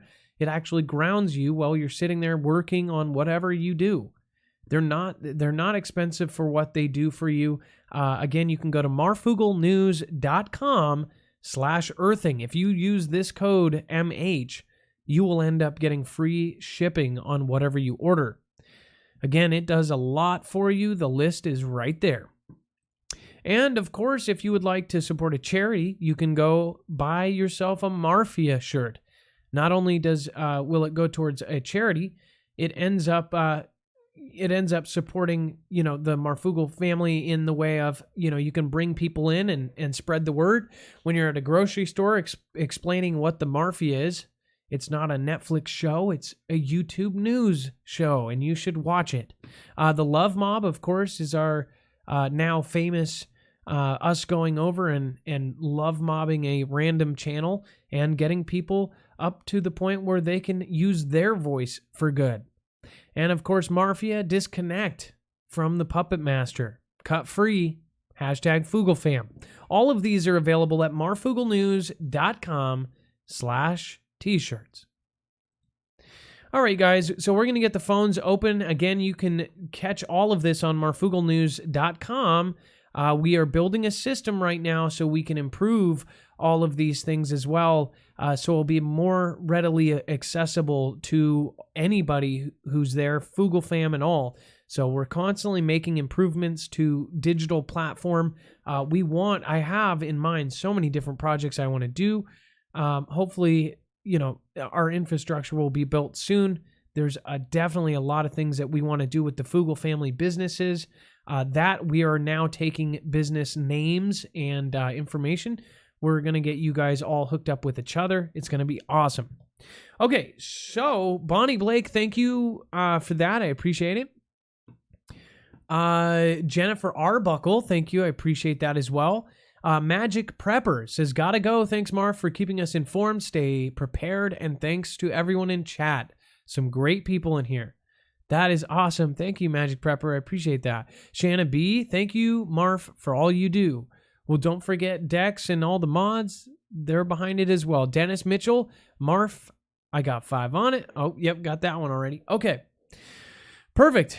Dex, I'm assuming you're there. Let's get Red Rover. Yeah. You ready? Yep, send him right over. Awesome. Let's send Bob.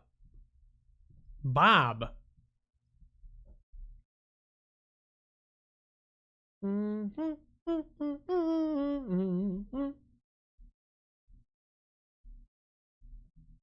Bob.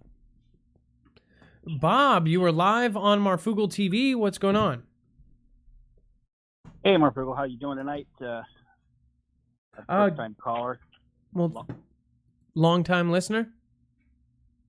I was going to say long-time listener, but I really meant long-time viewer. Perfect. You're calling about California fires. Yeah, I'd like to hit a couple of PowerPoints on that and then move along here. I've been in California. That's where I live in California, and I've been here for 50 plus years, right? So we just got out of the Angel Camp fires, and that was a devastating fire for the whole state, mainly the Bay Area and the lower part here where I'm from. Weather quality, air quality in that scenario was 190 plus or 180. I don't know if you're familiar with those graphs, but it was very, very toxic for a week here. And then we went through that, right? And so, that was an anomaly that they were saying, and there's a lot of things that were going on with that, but that's not why I'm calling particularly. But PG&E is one of the culprits that were said to be involved in the fires that are going on in California. There's a lot of things that the governor, Gavin Newsom, is not speaking to or saying to the public, because believe me, he knew about the power outage that was going to happen here a long time before he supposedly, gave us a 1 week heads up. Now think about that. They shut down the power in California for over 800 plus thousand people. Now, I conveniently got out of that outage because I was in the part of the Bay Area that wasn't affected, but it was a small part. I just lucked out. And what I'm thinking is going on is, here, everybody thinks, well, there's fires in California, right? It's every year. No. People need to understand, just because there's wind doesn't mean there's fire. This has been, we've had windstorms and things in California for decades, and we don't have fires that are coming out. So it doesn't equate. So there's something going on in California that they're not telling us. It's just too coincidental. Which, by the way, somebody stated something just now. No, I know that, and it's what you're saying is just because there's wind does not mean there's going to be fire. That's why I said this is so weird. Somebody just made a statement, which I said 2 nights ago before the fire started, before the power outage. I said, well, what if when they turn off the power, somebody dies and their oxygen machine gets turned off? Apparently somebody did die because their oxygen machine got turned off. So they didn't have the backup. So things like that happen. But that's only what they're telling you, okay?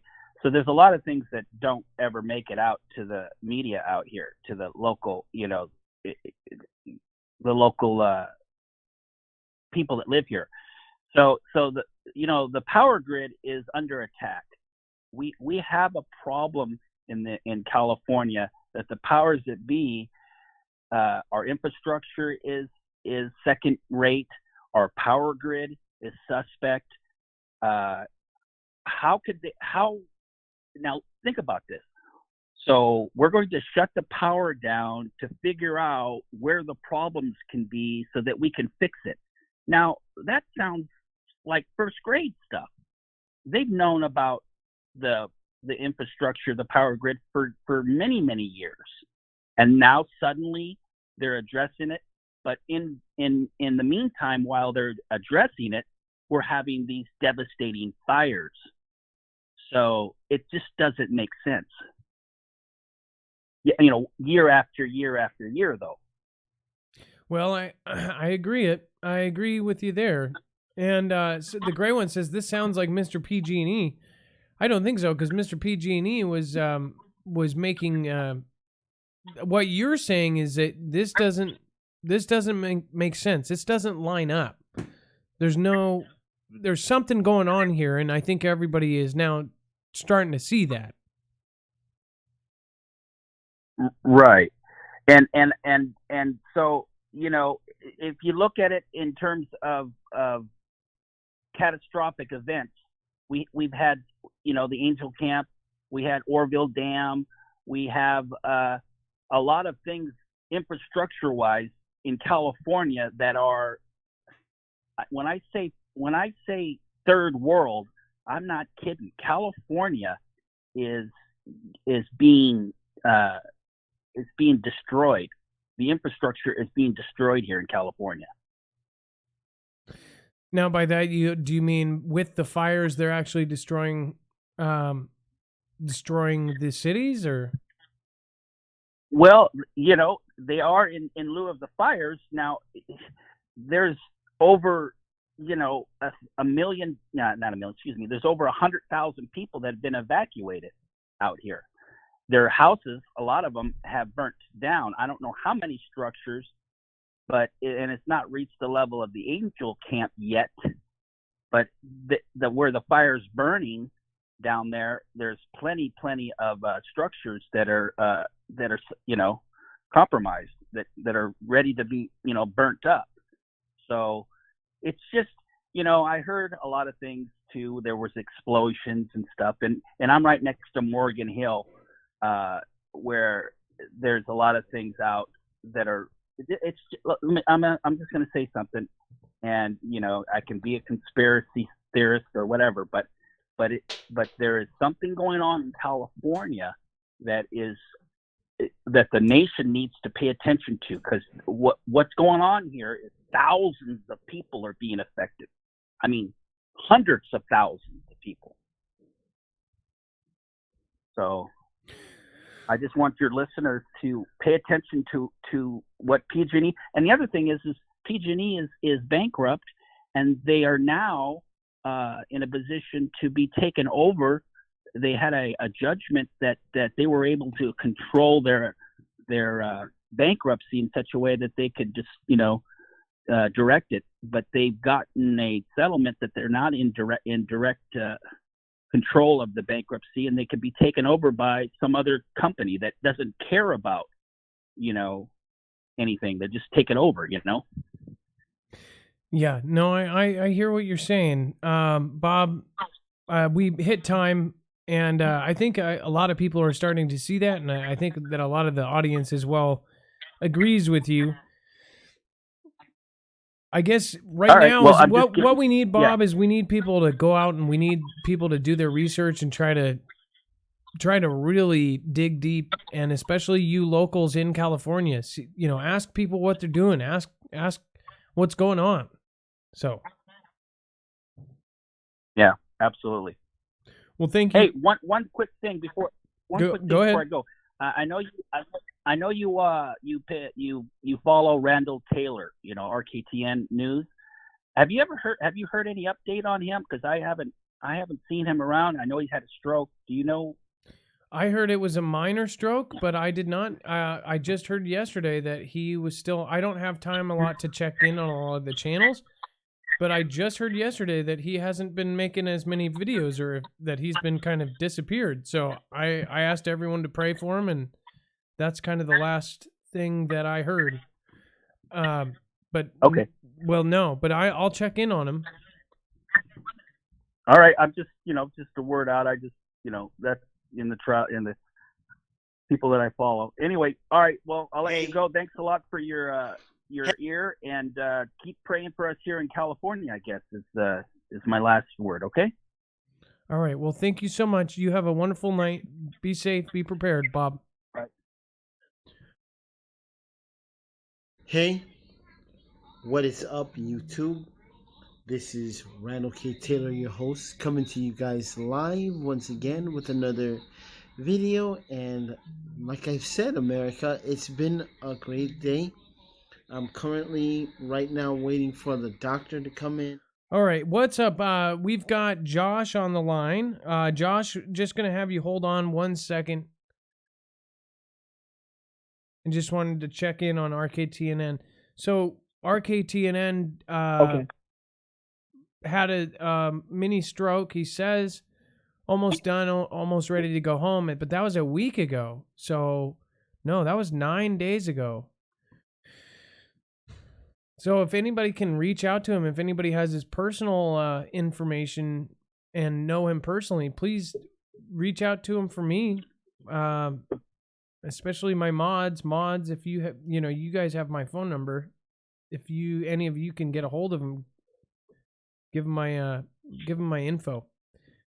I actually think I might have his personal number. I don't know. We'll check on him. So Josh, it looks like you are calling about the 5G and Tesla towers and powering the robotic future. What's up with that?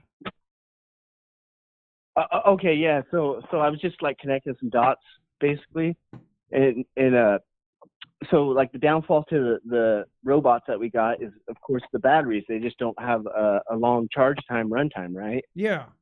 So the 5G is and Tesla towers were capable of transmitting like energy, right?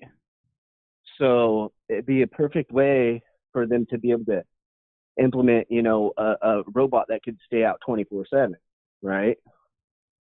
How would they power? Are you saying that? But how would they power it again? They would power it through the towers, or? Through yeah, because on one of the shows I was watching, they were saying that the 5G was capable of like powering like implants that people have and stuff, right? Weird. Okay. No, I don't know how much. Well, I don't know how much energy it actually puts out, but but I mean, we don't know the logistics of all that. You see what I'm saying? So it could be capable of putting out a lot more. Well, that's crazy to think about. If you could harness the frequency and turn that into some sort of sound or something that would create a vibration that would then turn into power, that is a crazy thought, because there would be power that, now they have, people thought it was nuts when they did these wireless chargers where you just touch it to it and it vibrates and it exactly. If we could do that long range, that would be nuts. Yeah, well, I mean, it would, if the plan is to put them in all over the place, it would be totally easy for, say, a drone to take off in the city and go completely around it without ever having to come back to a charger, right? Not only that, but they could, if they put chips in everybody and you weren't complying or something, they would be able to just send that drone flying off and have it shoot a net until somebody came pick you up. Maybe another robot. Who knows?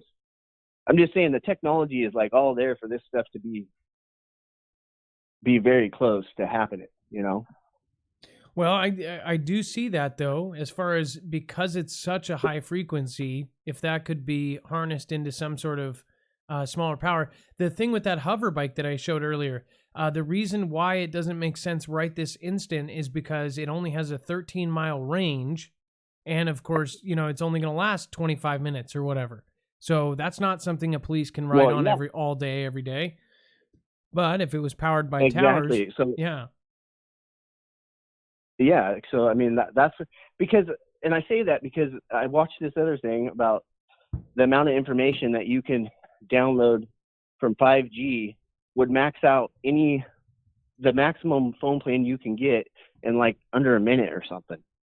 So it doesn't really make sense to be able to put out that much information.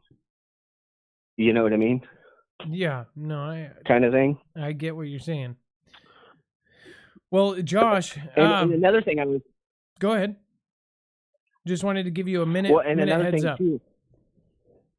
Okay, and another thing, there, the spray, right, in the air. I thought maybe that might have something to do with charging particles and creating energy too. Another thing that I've never really heard anybody cover.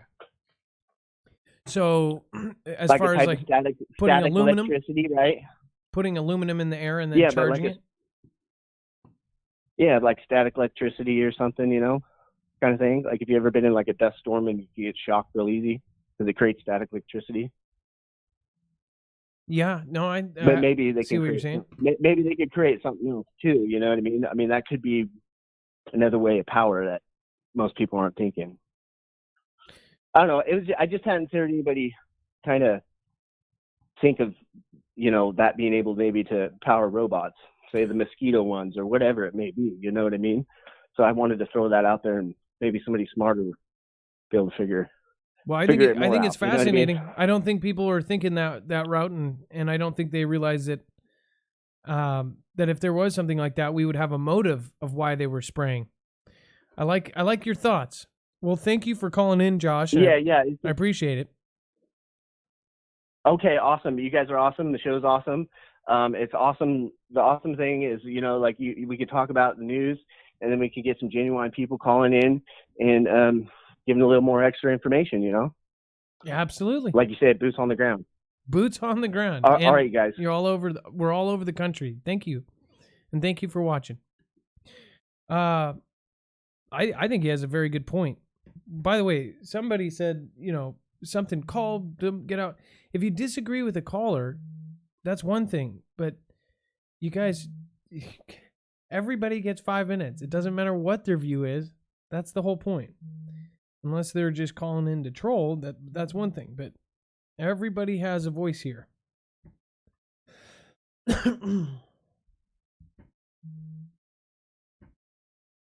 Hello, you are live on Marfoogle TV.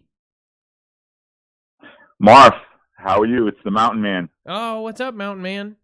Okay, so let me pull up your card here. California fires, ionization in the sky, and explaining explosions. Okay, go for it. And let's. Yeah. By the way, we come full. Mountain Man, I really need the.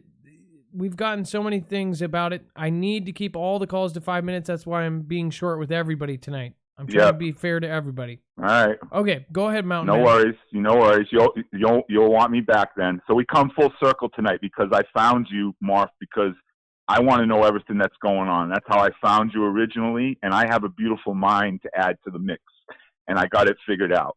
So basically, we have this, red planet, right, that's coming close to us. I sent you pictures tonight of 360-degree pink skies in the mountains of Vermont at 7 o'clock at sunset 2 nights ago, and that's when the light bulbs went off for me and everything. It put all my information together. So the only way that you can have 360-degree pink skies is that this energy field, whatever it is, probably not a planet, but an energy field of gas, is in front of the sun at the equator at sunrise and sunset. So what's happening is that's when the happy trails and the X's are being sprayed in the sky at that point in time. And so this energy field, right, is basically, we now have UVC on the ground. I told you about that 6 months ago in a call that I made to you. And the only way that you can have UVC on the ground is if there's a hole in the ozone layer. And what I'm saying is the hole in the ozone layer isn't the entire stratosphere, but it's a part of it. And so this part travels all over the world, and you can follow it. And right now, my friend, it happens to be over California and also the Colorado area. If you notice in the Colorado area, you had like a 50 to 60 degree change in temperature and a huge winter storm that came out of nowhere at the same time. So through this ozone layer, the solar wind is coming through this hole in the stratosphere, basically, and what it does is it ionizes the air, Marf. In other words, it makes the electrical field separate into positive ions and electrons. It strips them basically from the air, and they move more freely, and now this ionized air is very conductive of electricity, and it's also called plasma. Ionized air and plasma are the same thing, okay? And so you would think then that plasma with conductive properties like metals, right, and oxidation, which causes a huge role in fires, right? It's basically, what's happening, and you showed it with the square lightning videos that you showed. That was basically a stepped leader. In other words, think of when lightning travels through the atmosphere, it has to punch a hole through the mountain first before it can travel through. The stepped leader is the hole, and then the lightning falls behind that. So those were that square lightning that you called it. That was the stepped leader, and now you have this ionized air, and now these happy trails with the aluminum and the barium in it are ionizing the hell out of the atmosphere. So, Marf, as a result, you would think there'd be fires and explosions everywhere, right? All over the world. Well, let me get this for you right now. So, October 5th, a week ago, we had the Oktoberfest explosion in Huntington Beach. We had the submarine fire, the Russian submarine fire. We had the explosions at the Russian Trans-Siberian Railroad, and we had and other fires in Russia, all in a 5-week period. March 21st, we had the China chemical explosion in Jiangsu province. June 21st, we had the Philadelphia refinery explosion. June 7th, we had an apartment building in Stockholm explode. September of last year, we had Lawrence, Massachusetts, all those gas explosions there. April 2nd, we had a Crosby, Texas chemical plant explode. South Korea, there are 21 fires caused by lithium-ion batteries exploding. September 14th, Pittsburgh explosion. September 12th, TMC Materials, Oklahoma City explosion. July 19th, Madison, Wisconsin, they had the fires and the explosions in the power plants there. You have 76,000 fires in the Amazon right now, Mark, because this is the closer to the equator you are, the worse it is, the worse this ozone hole is, and it's traveling around the world over places, and it's like for 4 or 5 days, and it's crazy. Puerto Rico, Durham, North Carolina, Mexico, Missouri. You had over 20 gas explosions in the Appalachians in the last couple of years. So that's what's going on. And on top of it, here's the problem: they're going to goose the hell out of it. In other words, think of paradise, right? So if metals are conducting electricity, the smart meters are what exploded. In other words, the smart meters, with the plasma hit the smart meters, they exploded. That's why the houses were gone and the cars were gone, because the engine gas, vapor, it exploded on the cars, but nothing happened to the trees and the leaves. None of them are burned, because the ionization doesn't impact it. It impacts metals. And so that's why they're shutting off the electricity in California right now, because those smart meters can go. The same phenomenon we've seen in the East with natural gas explosions. They just evacuated the Lawrence, North Andover, Massachusetts neighborhood a year after it happened this past week. They must know something is going on to do that. So you're saying that the aluminum can trigger something? So then are they genuinely trying to save people by turning the power off? It's yes, and trying to save, mass explosions. But you're getting fires anywhere anyway. You saw the fires that there are right now in California. That's why you're getting those fires, because of the ionization of the air. And Marf, this is what turned me onto it. In the mountains, I was seeing clouds at my... Why California more than the rest of the country? Because of right their now, natural because heat? the hole in the... No, the hole in the ozone is over that area right now. I just gave you worldwide all the explosions. This thing is traveling all around the world. It's not a complete hole in the ozone layer. It's a partial hole. But through that hole comes the solar winds and the UVC radiation, and that's what's causing the ionization in the plasma. So that picture you talked about, fog at ground level, there's no humidity in California for there to be fog. Those are clouds, because that ozone layer is gone, and that means you have less of a stratosphere. It means everything is closer to the Earth. But the phenomenon that I've experienced is it only happens for like 4 or 5 days, and then it doesn't happen for a period of time. So, and now I understand it, because this hole is moving. And would that explain why they wanted to turn off the power for exactly 7 days?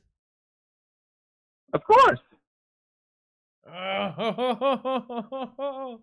That is... Ding, dong, ding. I've been trying to call you for 2 days. I've been going berserk. Does anything back up the ozone hole layer? Nothing. No, what it is, it's been damaged. Ozone is O3. It's basically 3 oxygen molecules. 2 of them attached together, and then 1 is free.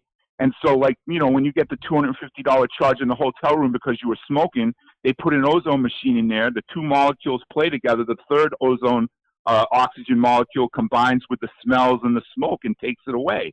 So it's a purifier. So that's what it does, is it purifies and it blocks these rays from coming down to the Earth. I mean, we have readings of like 70 of UVC in the middle of our country.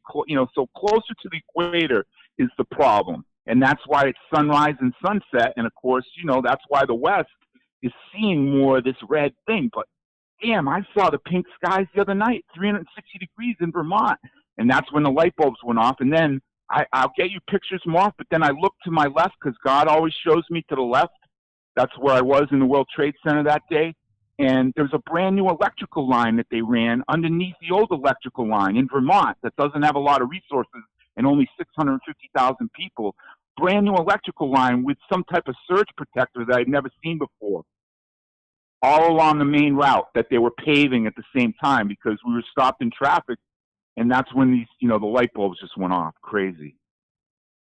That is nuts, Mountain Man. Well, so much for 5 minutes, but man, that is quite a theory. Sorry. Again, and all of these things are theories. As far as like me running this show, that's a theory. But dang, if that came up to you, and I get what you're saying, you saw the pink skies 360 and a light bulb went off, and this is how your brain works. I love your brain, man. Just. I think it's fascinating to think about. If it wasn't 360 degrees, right, then you would say it was just in the west near the sun, and that's where it sets. And I had been seeing that for months and months and months, but to see it at 360 degrees, that tells me that planet is close by. And the closest pass is November 18th. So all of these events are going to accelerate, Marf, now until November 18th. funny how it all ties in with the fact that we're bankrupt and we're trying to reset everything. It ties in with, putting hurricanes over the poorest part of the Bahamas so you can wipe that out and rebuild on that. Why didn't you wipe out Paradise Island where they got the nice suite that Michael Jordan stays in and gambles in all the time? Why didn't you wipe that out? Why'd you wipe out all those poor little islands last year with all your hurricanes? Because you can steer these storms. And unfortunately, with that ozone layer gone, right, in places, that's what makes these crazy storms. We had storms this year that had heights, thunderstorms. The Midwest, all your Fooglers in the Midwest will tell you, it rained cats and dogs. It rained elephants and buffaloes and rhinos. It didn't rain cats and dogs. And that's because there's no ozone layer to block it, and the UVC is goosing everything. And what they're going to do, Marv, is they're going to goose everything themselves. Think of it. Remember your Arizona plant with all the bombs? Now you just told the B-52s are going over to Europe. While this stuff is going to go on in these fires, they're going to drop bombs and stuff on us. That's what they're going to do. They're going to make it much worse. They're going to make it their own reset. But they have the plausible deniability of the science behind the red planet and the ionization and all this stuff. Well, why have you been happy trailing Gene Autry, aluminum and barium since 1993 in our skies? You've been causing all this. You've been making all of it worse. Just look up explosions in the last 2 years. They're up 35%. Like Sweden thinks it's a bunch of terrorists. That's what they're promoting out there to their people. But it's everywhere. It's ubiquitous. China, Russia, it doesn't matter. But if you really want to look at the world, Mark, think of it as a monopoly game and think of China, Russia, and the United States as, all right, I'm the shoe today, or I'm the race car today, or I'm the thimble today. And then we make side deals because, hey, we can make some money together. Let's make a side deal. Right? That's what the world really is. It's a complete theater. It's a complete sham. It's all corporate. You know what I mean? It's all owned and it's all corporate and it's a complete sham. All of it. All of it. Someone said it explains the Space Force. Of course it explains the Space Force. You know what I mean? And, it explains all this stuff that they want. It just explains it all. But, hey, I want everyone to go and do the research just like you do. You'll go research these explosions and you're going to be like, holy shit. Well, Mountain Man, we'll have you back. Doesn't make any sense. We'll have you back. And there's a lot of people. You have your own fans. You should start your own channel. I can help you too.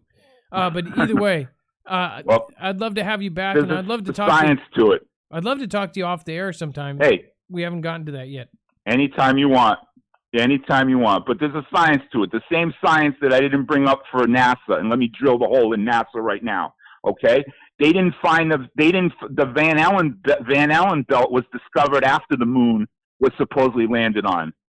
Son of a gun. You would have to deal with the Van Allen belt to get to the moon. So you had to have discovered it and accounted for it technologically to make it to the moon. You can't go through the Van Allen belt. You can't go through that radiation, so they never went. End of story. I love you, Marv. Fair enough.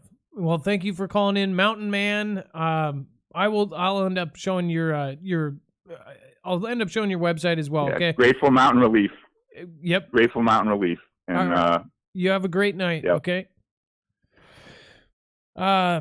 That was Mountain Man, who also goes on. I have noticed West Virginia has been showing him, just to show you. I always try to help out anybody that has a business there. You can go over to. I don't know his new site, but you can go to Mystic Rose. MysticRoseCreation.com.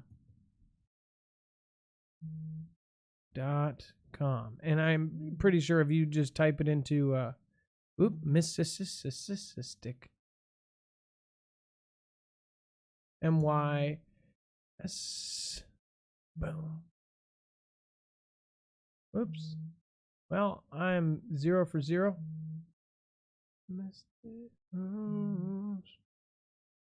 Mystic Rose. Okay. Dex, if you could load up his new website and put it on screen or put it in a card so I can show it. Next up, we have Cryptic 21 Bravo. What's going on? Cryptic 21 Bravo, how you doing? Doing all right, Marv. How's it going, man? Good. First time caller talking about possible invasion of the Ruskies and China using them as a pawn. Calling from Texas. Yeah, most definitely. I've been following a lot that's been going on as far as how the Ruskies are in Venezuela with China. Okay, you got China that was controlling the West Coast harbor in California.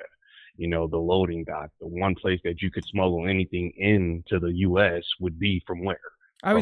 We were just talking about Okay. this. Dex and I were just talking about this.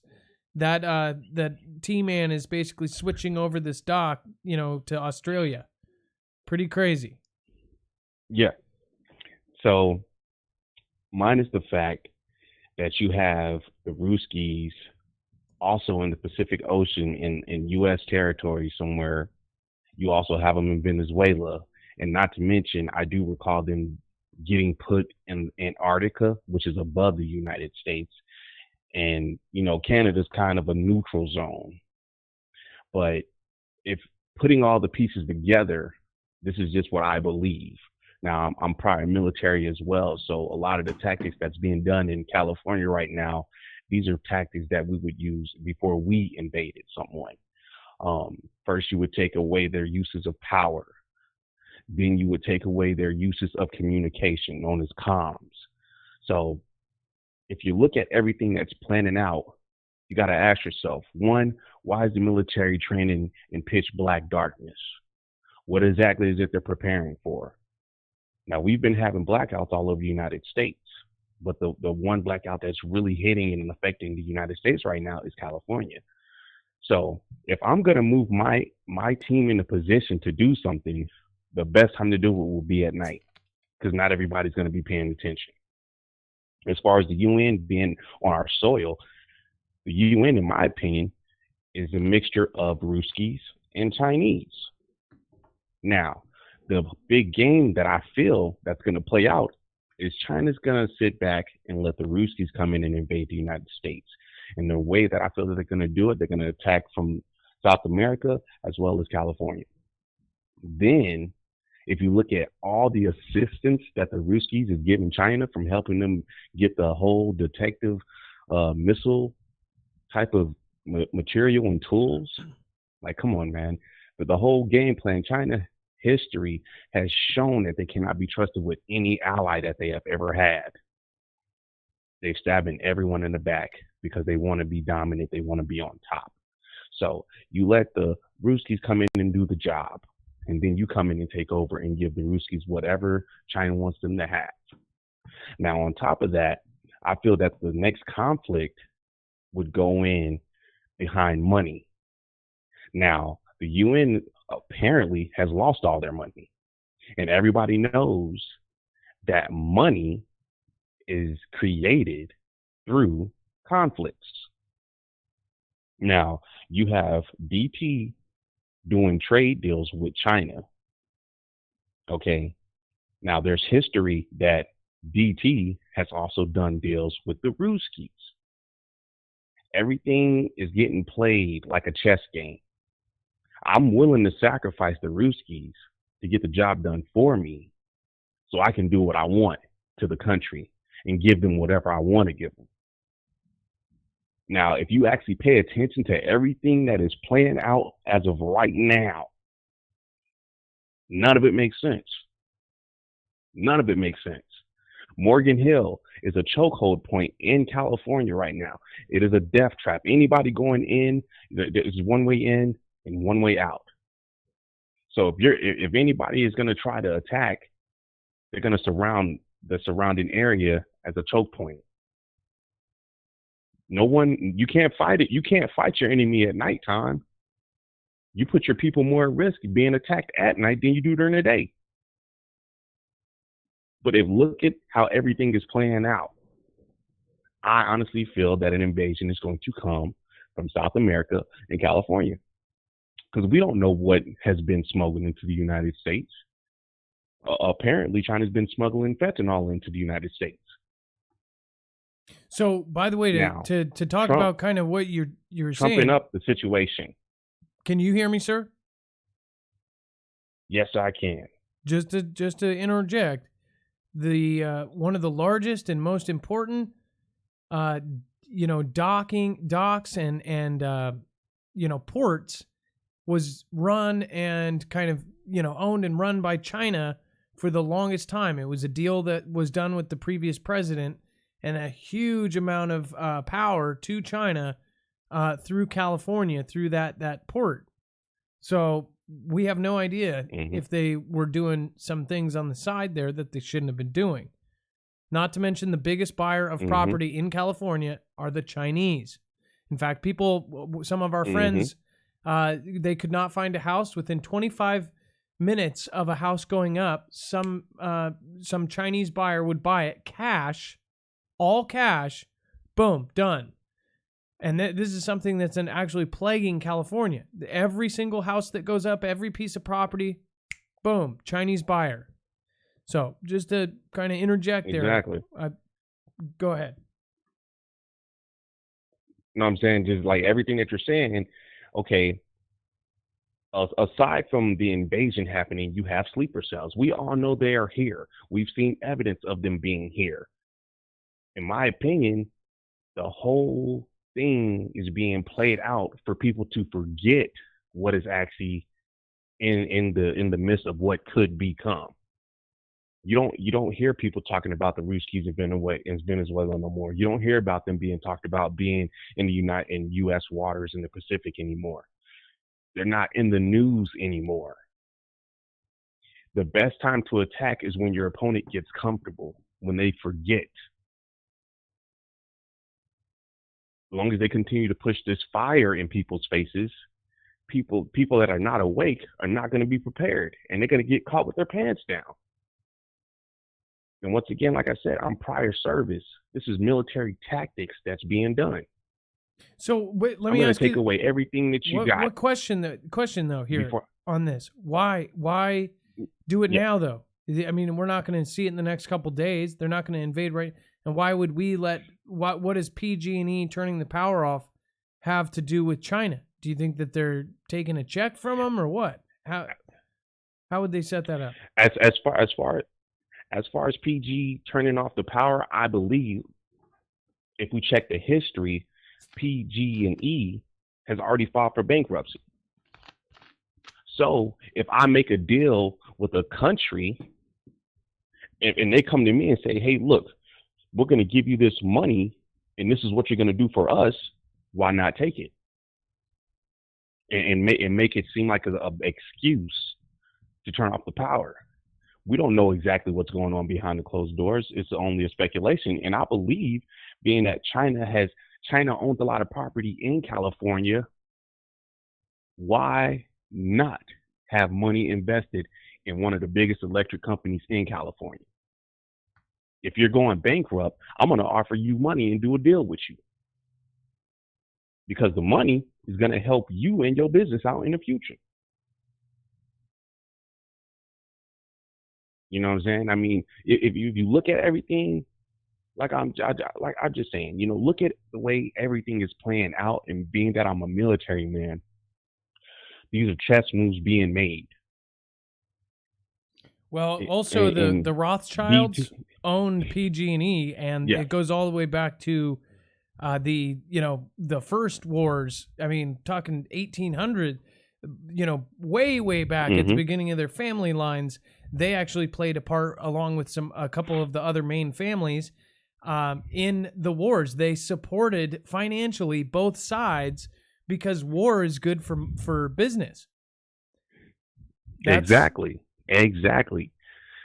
Like I said, this is a game of chess. The Rothschilds make money regardless if we win or we lose, to keep the world going around how they want it to. All I'm saying, Marv, look at the way everything's planning out. And also a word of advice from somebody who served in the military. I take away everything that you utilize that could save you before I attack you. You have no power.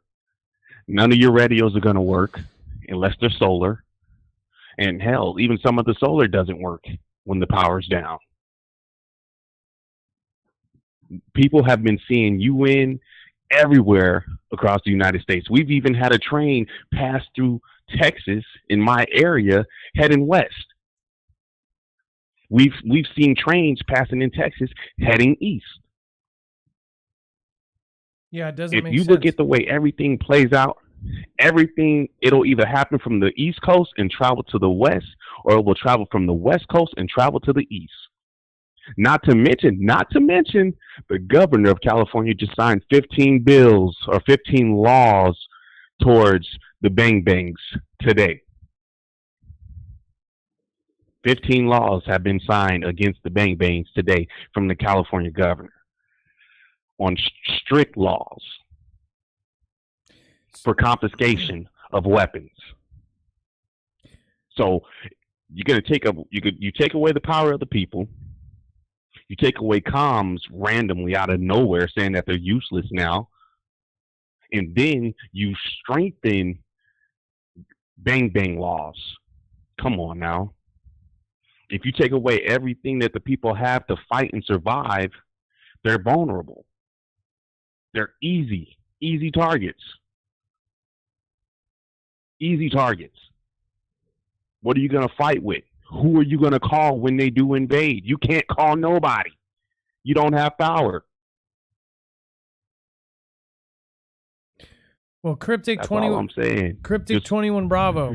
We reached time. I appreciate your call, and a lot of people in the chat agree with you. A lot of people saying great caller. So that's a sign that I always look for. So this is your first time call. I sure as heck hope it's not your last time call. I would love for you to call in again, even on the next show or Tuesday or something like that. And we'd love to hear from you again. Okay? Anytime. All right. Well, thank you, Cryptic 21 Anytime. Bravo. Appreciate it, Marv. All right. You have a great night, and thank you for watching and being a part of it. All right. Let's see here. We've got this. By the way, I pulled this up just to keep my word. Just wanted to show you. This is Mountain Man's new website. He changed it to Grateful Mountain Relief. Of course, I believe that was partly he was grateful for all the people that came over and said hi or something. But he does all sorts of different stuff. This is part of he's going to be on the list of many people in the Foogle family that own businesses. I want you guys all to connect with each other and support each other rather than supporting Amazon or some crappy business.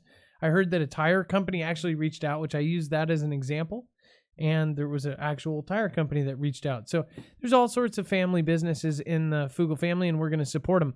All right, so now we have Travis, Poor Man's Poison, or Travis, a.k.a. Poor Man's Poison. What's going on? Hey, what's up, Adam? How are you, man?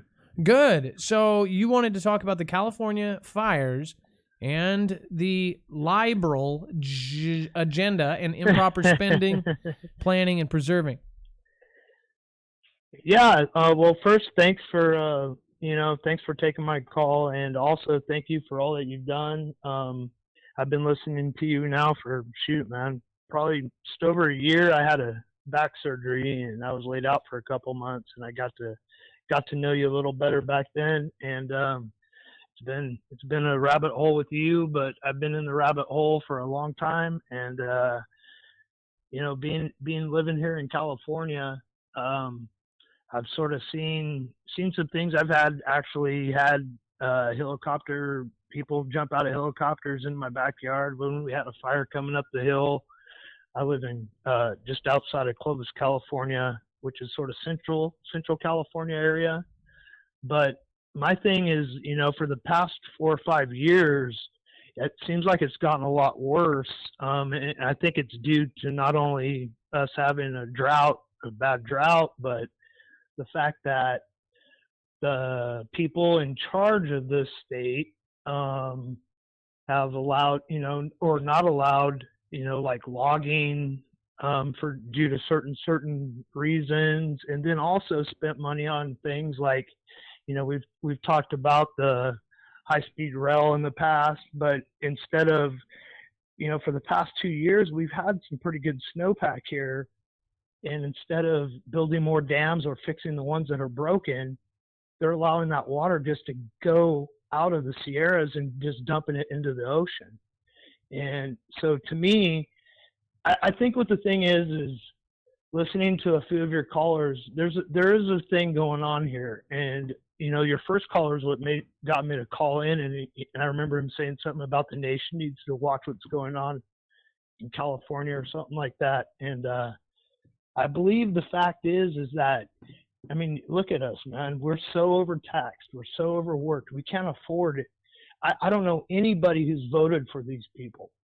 And the people I talk to say the same thing. They don't know anybody who's voted for these people. And here we are. We're dying here. We are. I listen to other shows and everything, and it's like, oh, those Californians. Well, hey, man, we're digging our heels in and working. We're working as hard as we can. But that's the thing is we get so overworked. It makes us keep our heads down, And I think that's probably the big problem. But it's fallen into everybody else needs to be aware of it too, because if they could do that to us, maybe this is where it starts and it's going to spread. I've seen it with a lot of things in the past. It starts in California and spreads across the United States to where, people need to just be aware, like, it's not all, we got to sort of stick together and keep our heads up rather than keep our heads down. But it's sort of hard when we're paying almost $5 a gallon for gas right now. No, I agree with you there. Being able, So one thing that sticks out to me is that we are all so distracted on other stuff, and then this fire, a lot of people are paying attention to, but yet we have so many things going on around the earth. I don't think this is a distraction. I think this is happening at the same time as all this other stuff. So I don't think this is people have been saying this is a distraction. This is it. No, I definitely agree with you with that, Adam. But the thing is like there's stuff though too that sort of keeps us distracted. Like, I'm not going to say this is wrong or nothing, but the video with the explosions, to me, I see that and I see, okay, that's propane tanks getting in the fire and blowing up. Because I've been through it. I've seen it happen. But everybody's like, whoa, what is this? But it could be, but then it also could be just propane. Oh, tank. like a big car-sized propane tank blowing up? As a fire's going over a hill, it engulfs a propane tank. It's going to blow up, So, but that would be stating that there was already a fire there. You know what I mean? Correct.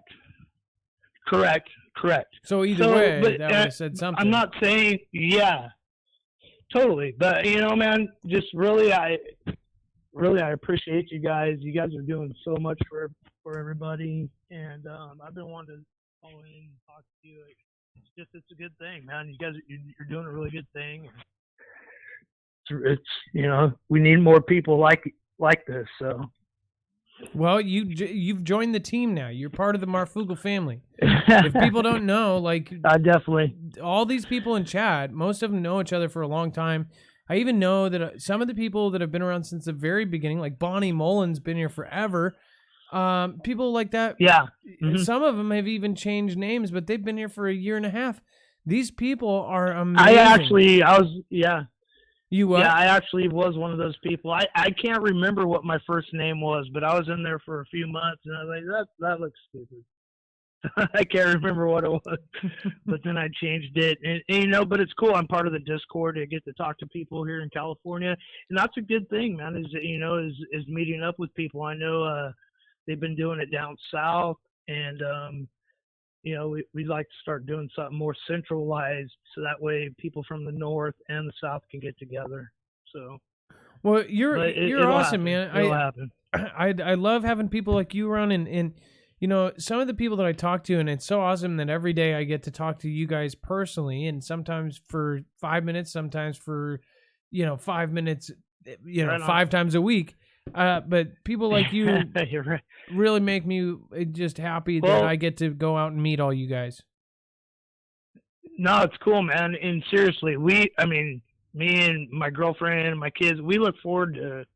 I listen to you every day, so I'm sort of the head of the clan. But you know, it's something that I always do, and it's part of my everyday life. You know, as I'm busting my hiney out here. So, but the thing is, though, is really, you know, just pay attention to what's going on here in California, everybody, because I have a strong feeling, and believe me, I'm 45 years old. I went down the rabbit hole back in the 90s with a lot of stuff, and to me, it's, you know, once you go down it, your eyes just open to the thing. So, you know, when it comes to this, I firmly believe, and I've seen it. You know, I've seen it happen. So, you know, we just got to stay safe and be prepared, like you say. You know. So. Well, I agree with you, Travis. Poor Man's Poison. Thank you for being around. I definitely like Poor Man's Poison. Right on. That's one of my favorite nicknames around here. So thank you, and call in again. All right, please don't be a stranger. And Will do. I will see you later. Will do. Thanks, guys. All right. Bye bye. All right. Thanks, Adam. Have a good night. All right. Bye bye. People like Travis, you know, like seriously, this is growing. If tonight was your first night in the show, I hope people welcomed you. If you do see, you know, obviously my mods know that if they see a new name or a new face, they say, you know, hey, how are you doing? They reach out. Most of the time, I think people are almost scared about getting into the chat because there are so many people and they feel like there's already clicks. If people are the way that I've tried to set this up, it's supposed to be very accepting. It's not like, you know, like, oh, everybody's, you know, pussyfooting around and, you know, oh, you do this. Okay. We're trying to disagree, agree to a disagree. That's, you know, we know everybody's not going to be on the same page, and we don't, you know what, one thing that you could say is it would be a cult if everybody was supposed to be on the same page. What we want is everybody to get together and be on entirely different pages.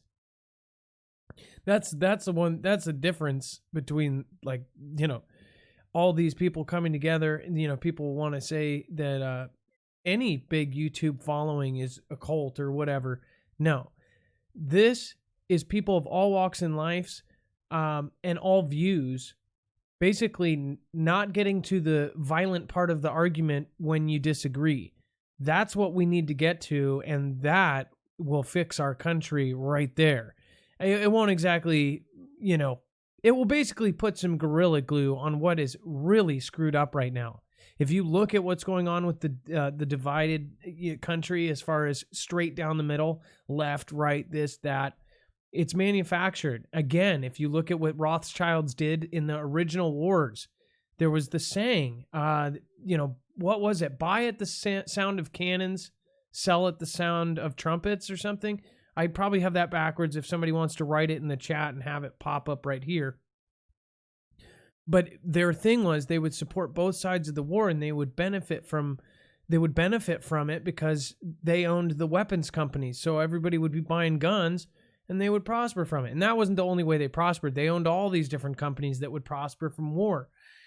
And they would supply both sides and then end up prospering from it. Same thing's happening right now. They're supporting the left, they're supporting the right, and they're getting everybody, you know, pissed off at everybody else. The government is actually concerned, and we know this from some of the military folks that we've talked to and some of the government folks that have reached out. They're actually concerned about a civil conflict in the United States. That is something they have a contingency plan for, and they actually moved it up above some of the other more realistic stuff in what we would think what would happen in the United States. Like, you know, it's higher up than some of the you know, some of the weirder natural disasters. I'm like, what? So I hope you guys all had a good night. Jeez, Dex, man, I got to bring you in here. That was crazy. Yeah, that was crazy good calls. Great calls. We need to get some of this shareable and get some of this out. I was just looking the California laws that have recently changed. Somebody had sent them in to me. that one of the callers was talking about, in addition to the bang bang laws that they put into place, apparently they are outlawing private prisons, privately owned prisons, and ICE detention centers are going to be illegal in the state of California, according to the governor. What? Yep. What? Wow. Are you kidding? So what? Yeah. What is we'll report on happening? that tomorrow, folks, in greater detail. But yeah, that's one world pretty government. How about that? Let's just go with one world. Let's just drop the fences everywhere. Yeah. Okay. By the way, Prepper Ilea says Oakland Hills firestorm of 1991 killed 25 people. Bonnie Blake, I appreciate you. Thank you for that. Dustin Westphalen, buying all your clothes line, boys and girls, LOL, Xmas shopping for the whole family. By the way, I've got some people to thank. A woman who made a blanket and a pink neck shawl. I'm going to thank you officially. Some folks sent books, authors. I really appreciate you guys. Of course, I already said thank you earlier for this. Very beautiful. Very cool. If you have art, please send it in. Along with this rock, hand painted. If hide my face. Super pretty, super awesome. And then another rock that is up on the shelf that says John 3:16. You guys are awesome, seriously. And if you are an artist, if you are a painter like this, please send it in and I will put it on the stage happily and proudly. Display it. Hopefully I won't cause a fire. Dex, thank you for screening. Absolutely. It looks like you and me are gonna have to go look into some of the stuff that was said tonight. Arizona lady, welcome to the fam. As always, if you subscribe during the show, you will get a shout out. Neil Nelson, I saw a hover bike online for sale. Couldn't figure out how it works. By the way, that hover bike that I showed you is it's actually under 150 grams or 150 pounds. So you don't have to have a pilot's license, and you can buy it and fly around on it, just like you could one of those backpacks with the parachutes and all that stuff. $60,000 for that hover bike. You can buy it online right now. Instead of a $60,000 Cadillac or a Porsche, you can buy yourself a hover bike that goes 13 miles. Neil Nelson, I appreciate that. Karen Dixon, not everyone is funky in California. Their voting is tampered with. I guess agreeing with that caller or not agreeing with the caller. You guys, if you've never been here before, this is now time for, well, it's not an outro. It's not a shout out. It's a shoutro, where I thank you, whoever is in chat, for being absolutely super stupendously, absolutely fantastically Freddy-ish Lee Ville Town ship wrecked. Awesome. I appreciate each and every one of you, and I really, really, really, really mean that while I kill time until I get the songs going. Have a wonderful night. Much love, if it will ever start. Be safe. Be prepared. And Marv out.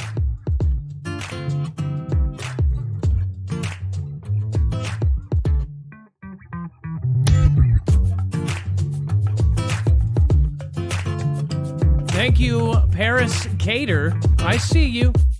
Matthew Heath, thank you for subscribing.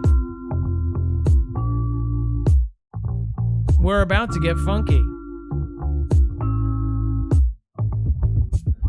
Teresa Musaway, keeping them glossy nails. Capachow, capachow, capachow. Wildcat warrior, Teresa K.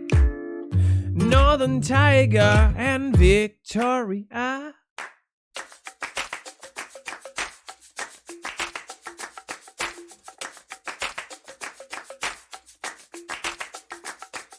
Sandra, and Catherine D.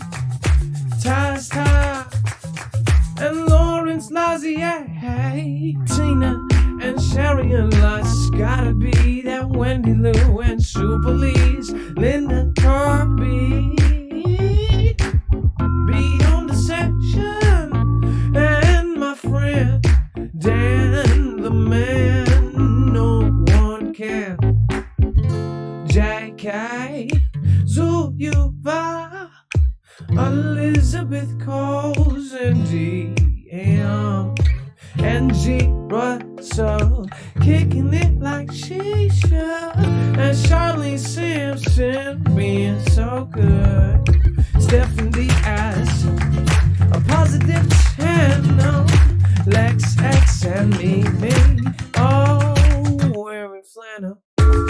I've got the preacher, got the Adlet show. Kelly's back and Phil. Supernight. Got to bring it. Why do we go down? Noble victory is what we have to see.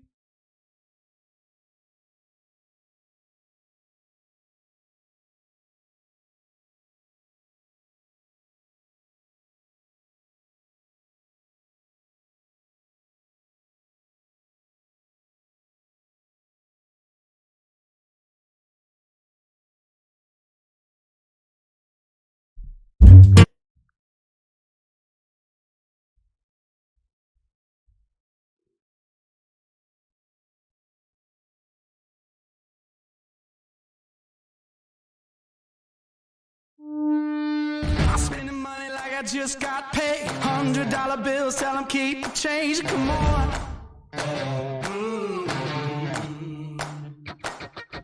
Yeah, pop a bottle, about to make it rain. Let me give you something now to celebrate. Come on.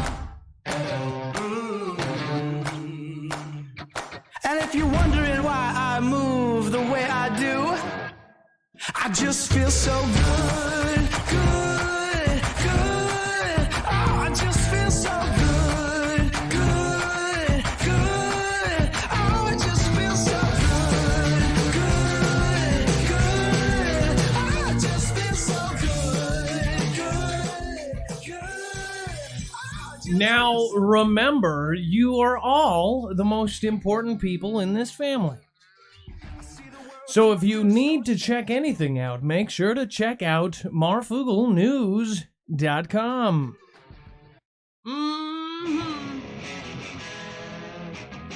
You know, it's time to rock out with your Marfoogle app.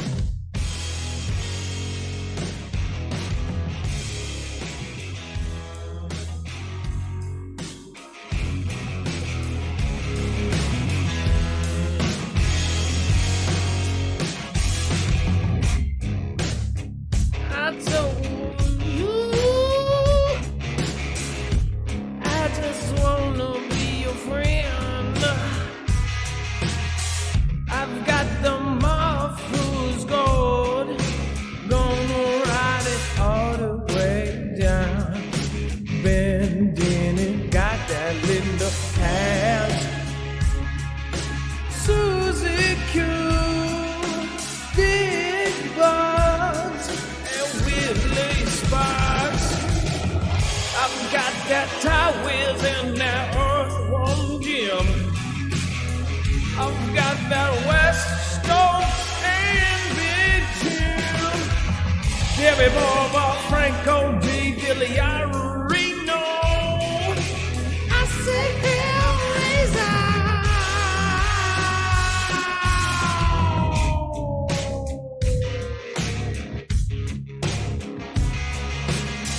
I've got that Lisa Hall going down the road. That overland ride gonna organize y'all. Hey!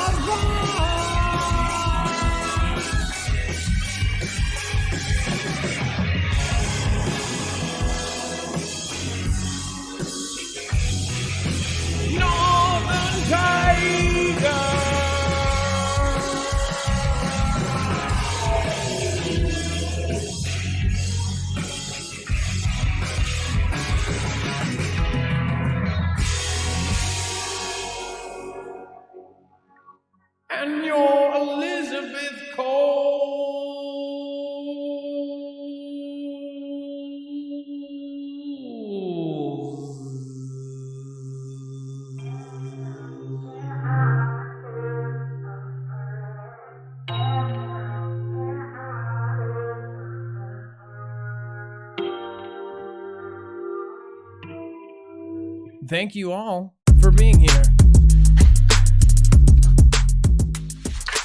Now as we walk it, now as we walk it, yeah. Now as we walk it, yeah. Marfoogle, Marfoogle, Marfoogle, yeah. Marfoogle, Marfoogle, Marfoogle, yeah. Got my ads a little pie, and my Mad Hun's a girl, and all my friends. KM and my Blue Moon, and my Dennis, and the Flygo Amber Leah. Got my Glenda Snyder, hanging out with my Richard Borba. Got my Shield Maiden and my Shauna May, Tracy the Fam. Gotta go bing and I bring it back. Spud ruckus like I'm like damn. Clarity after dark and care. Alina Panther and Mary Sharp. Gotta bring it right back, bully for me. Fringe Files hanging out with Jenny C. Patrick S. Tech it all. Astronomy hanging out with Sherry and with the Joshy Bear. Good channel, go check them out. Victoria Marquez, this is my screen name, yes. About to bring it back with the T-Dillard. Mark Sketch is gonna go big like a villain with the Lonnie Burnett. Gotta hang out with Sherry Berger, John Nelson and Alish. Gotta hang out with Able Bodied. I'm gonna throw a small stone over at Randy Newman's home. Glenda Snyder. Hanging out with Shalom Ray, JD Forney. Hey, what do you say? Hanging out with May May. May May. May May. May May. I need a doll in a hanging out. A Daytona dreaming and hanging out. Tony Canaris hanging out. Poor man's poison hanging out. Lisa all hot with the red teeth. And I going out with the black tea, with the morph mop and the love mop, and we all hanging out kicking it with the keg party like a crazy mook. MG Toe forever killing it cook with Andy Russell, hanging out a positive channel. Raymond Rip Curl Conquest, gotta cut him out of breath. All right, and now with the Cameron Daly, hanging out with the Coleman Garden, Arden. Hey man, like Tom Hardy and that Venom. Rhonda too, you got that Brian Knight hanging out with Bones and Kathleen Beaver is what I like. And Tressie the Fam, just right, like Brenda FK, I don't know how to say your name. And Jean Blythe, hey, it's nice to see you, gay. Earthlings, love that other Earthlings.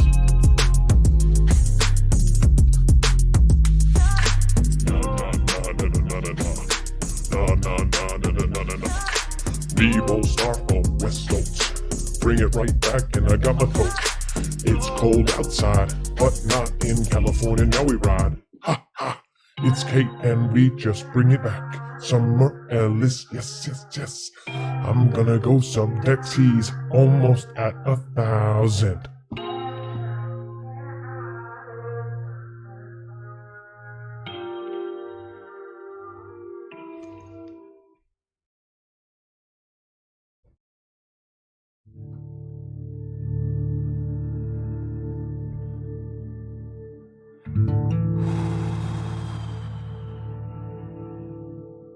I'm okay with you seeing me do this. It's time.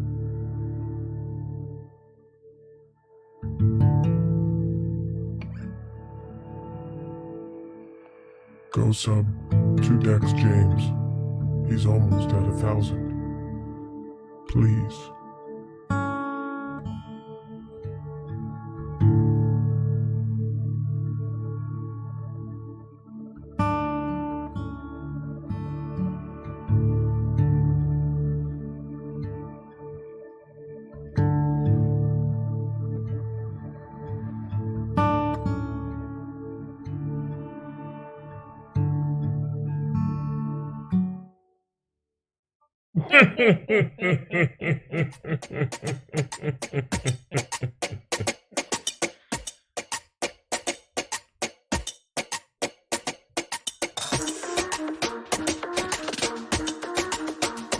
Boom, boom, boom! Take me to your leader!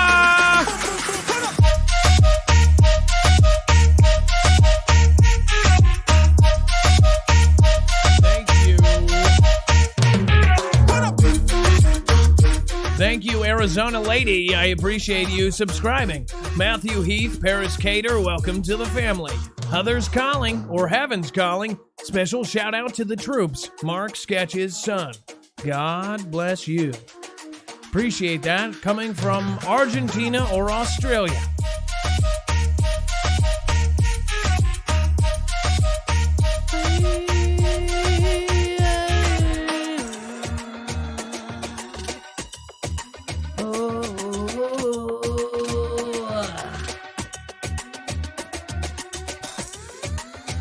Oh, shoot. Shh. We gotta be quiet. Carmen Graham's going to sleep. We should probably take this somewhere else. Shoot. We're gonna keep her up. Is it okay if we continue the shoutro, Carmen? Okay. Okay, good. Boom, boom, boom! No more booms, man! We be talking all y'all!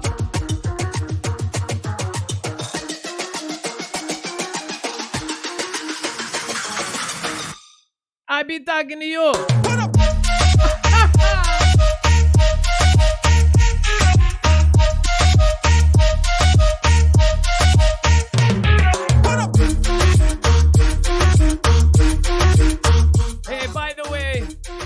By the way, my friends, Snafu Snaps did a great interview, man, with the Clint Ober. You should go check out the friend Snafu Snaps and his interview with Clint Ober. There you go, and have a nice day.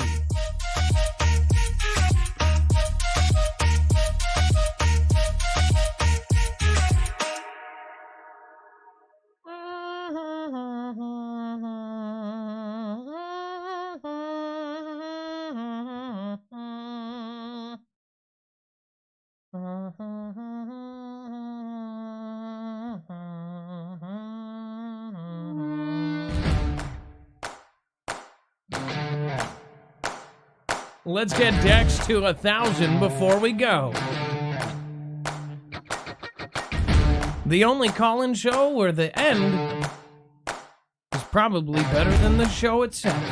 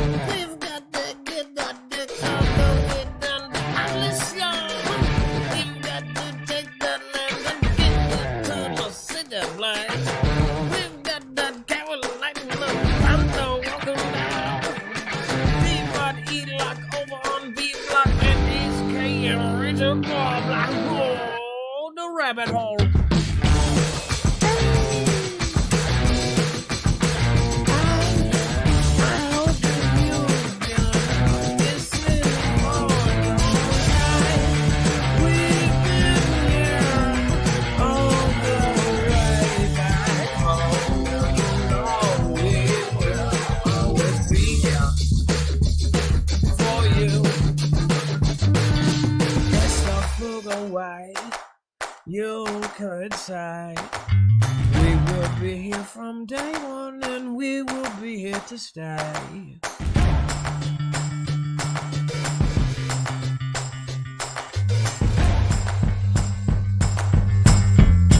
Just now, anything between that, Frankie did got the ring now. Corbin grinding the JD for night. We've been hanging that we ain't game. The mind controls, self-control, only 54 more. Need that, see that, just like the clouds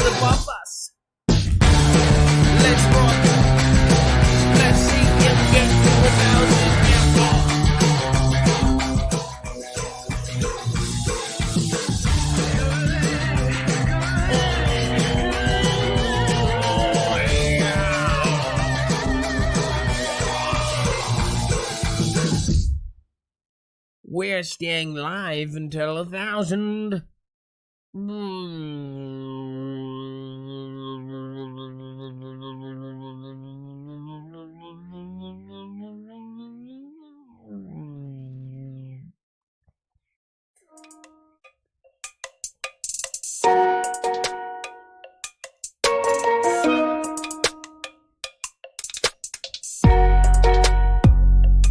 Popular request, man.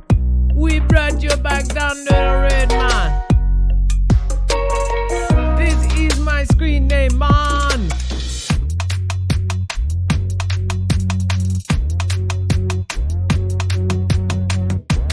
You've got the Dex right.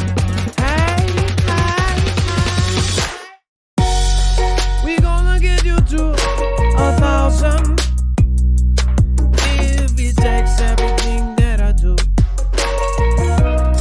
We're gonna get you to 1,000.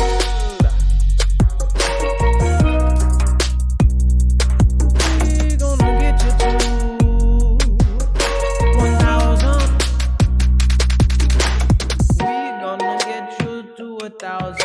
It takes everything we've got to do. And a Wendy Lou and a Shell Barber and a Sherry Diamonds and the demons. These are about a boy and Makabai Bode me a movie. Oh my God, Mammy Zim, Mamma Nama. Oh, I make him on my Zim, Mamma Lady. Oh, Yummy, I'm almost so I push you down the stairs. Oh, she's up here and I really wanna wonder. It's the rapid and I really wanna.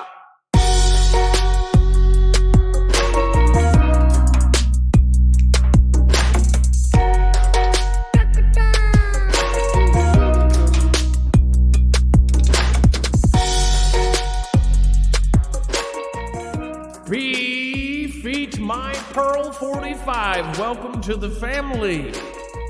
There's about 2,000 people that are going to welcome you into the hug of Hale-Bopp.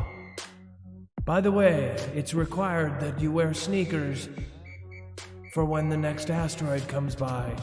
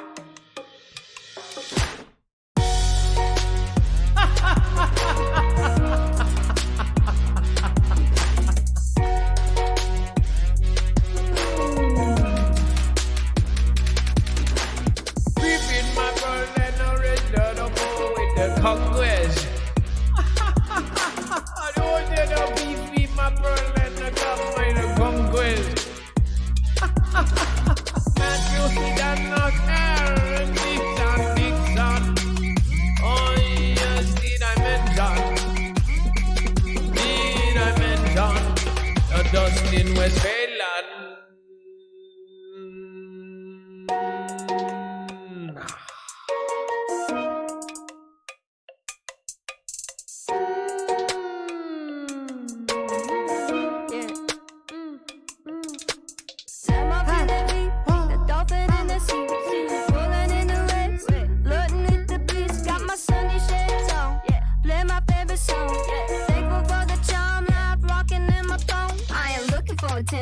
I don't need the extra tension, cause I'm in the fourth dimension. Trap P is high in suspension. Now don't bother with the haters, cause they all be imitators. Real life manipulators. Get it back up and see you later. Only 20 more subscribers.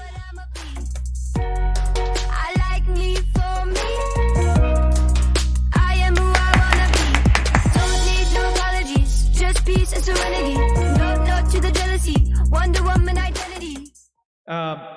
Night, Tracy fam. Tracy fam, good night.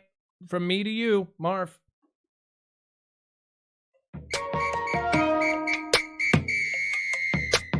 Head over heels, you know how that shit feels. You think it's out of space, but I know that it is real.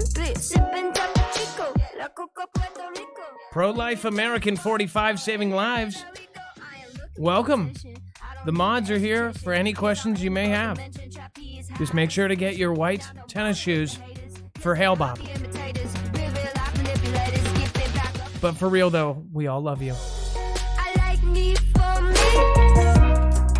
I'ma be what I'ma be. I like me for me.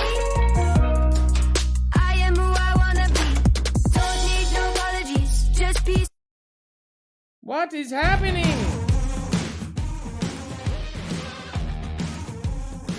I did not worship the shoe. Technical difficulties. I should have done it. Tired of waiting, lost while I'm sitting at home. Dream of a new destination, lust for something unknown. Oh, you better leave it alone. And you know I'd rather get up and go. How long can I will take off one layer of clothing if we get Dex to 1,000. 15 more.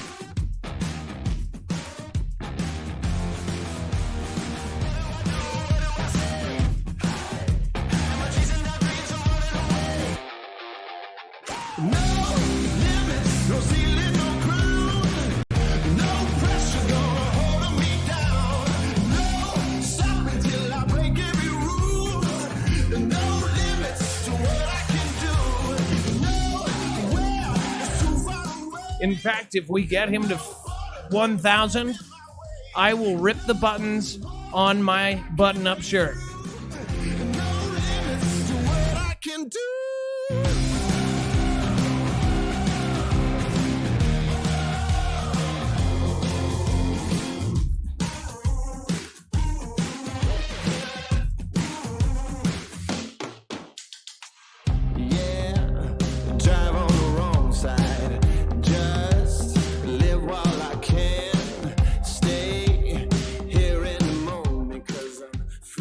Yes, he will put out some content. In fact, part of the show is going to be over there. So, just to give you a heads up, Dex J is going to be a host of probably a daytime show. Rita Parker, I am.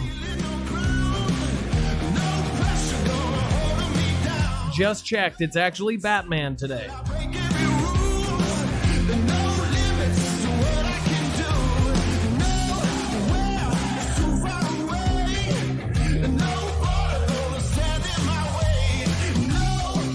Three more subscribers.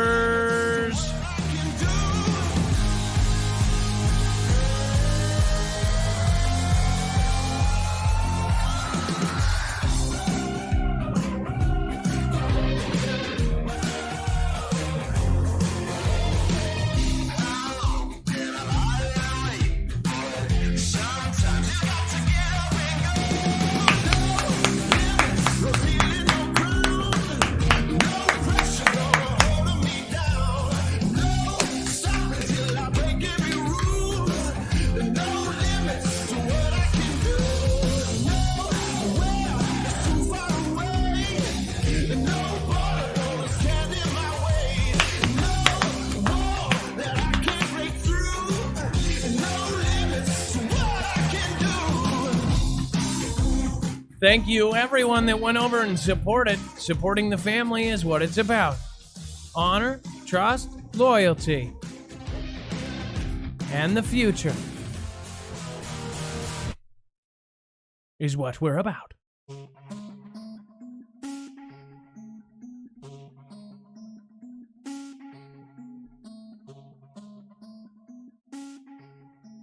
Now, just to let you know, we are going to be playing this one on our way out. Much love to all of you.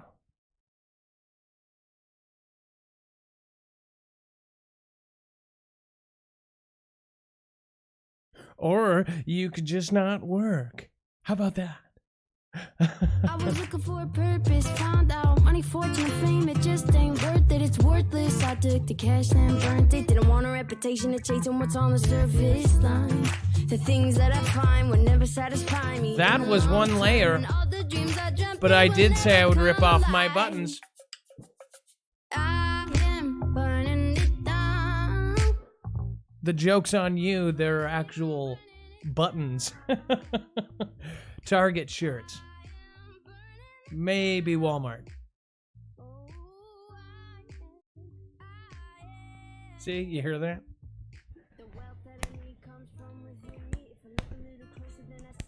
They're buttons.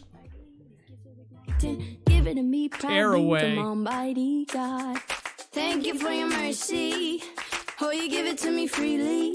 Oh, and even though I don't deserve you, you choose to pursue me.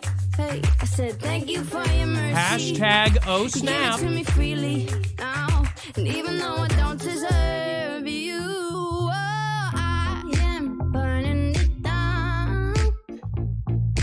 I am burning it down. I am burning it down. Oh, I am. Break these walls down, I don't need them. Call the police, I'm a free man. I don't care what they would say, cause I am free from these prison gates. I said, break these walls down, I don't need them. Call the police, I'm a free man. I don't care what they would say, cause I am free from these prison gates. I said, break these walls down, I don't need them. Call the police, I'm a free man. I don't care what they would say, cause I am free from these prison gates. Whoa, whoa, whoa, whoa. Ooh, I am burning it down. I am burning it down. I am burning it down. Oh, I am. I am burning it down. Hey, I am burning it down. I am burning it down.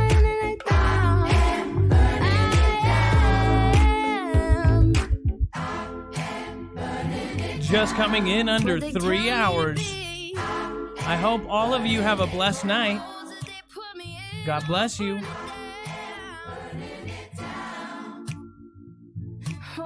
And if you didn't know, I love Jesus. Have a wonderful night.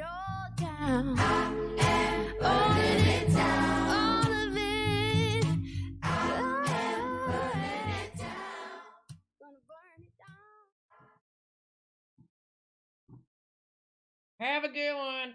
Be safe.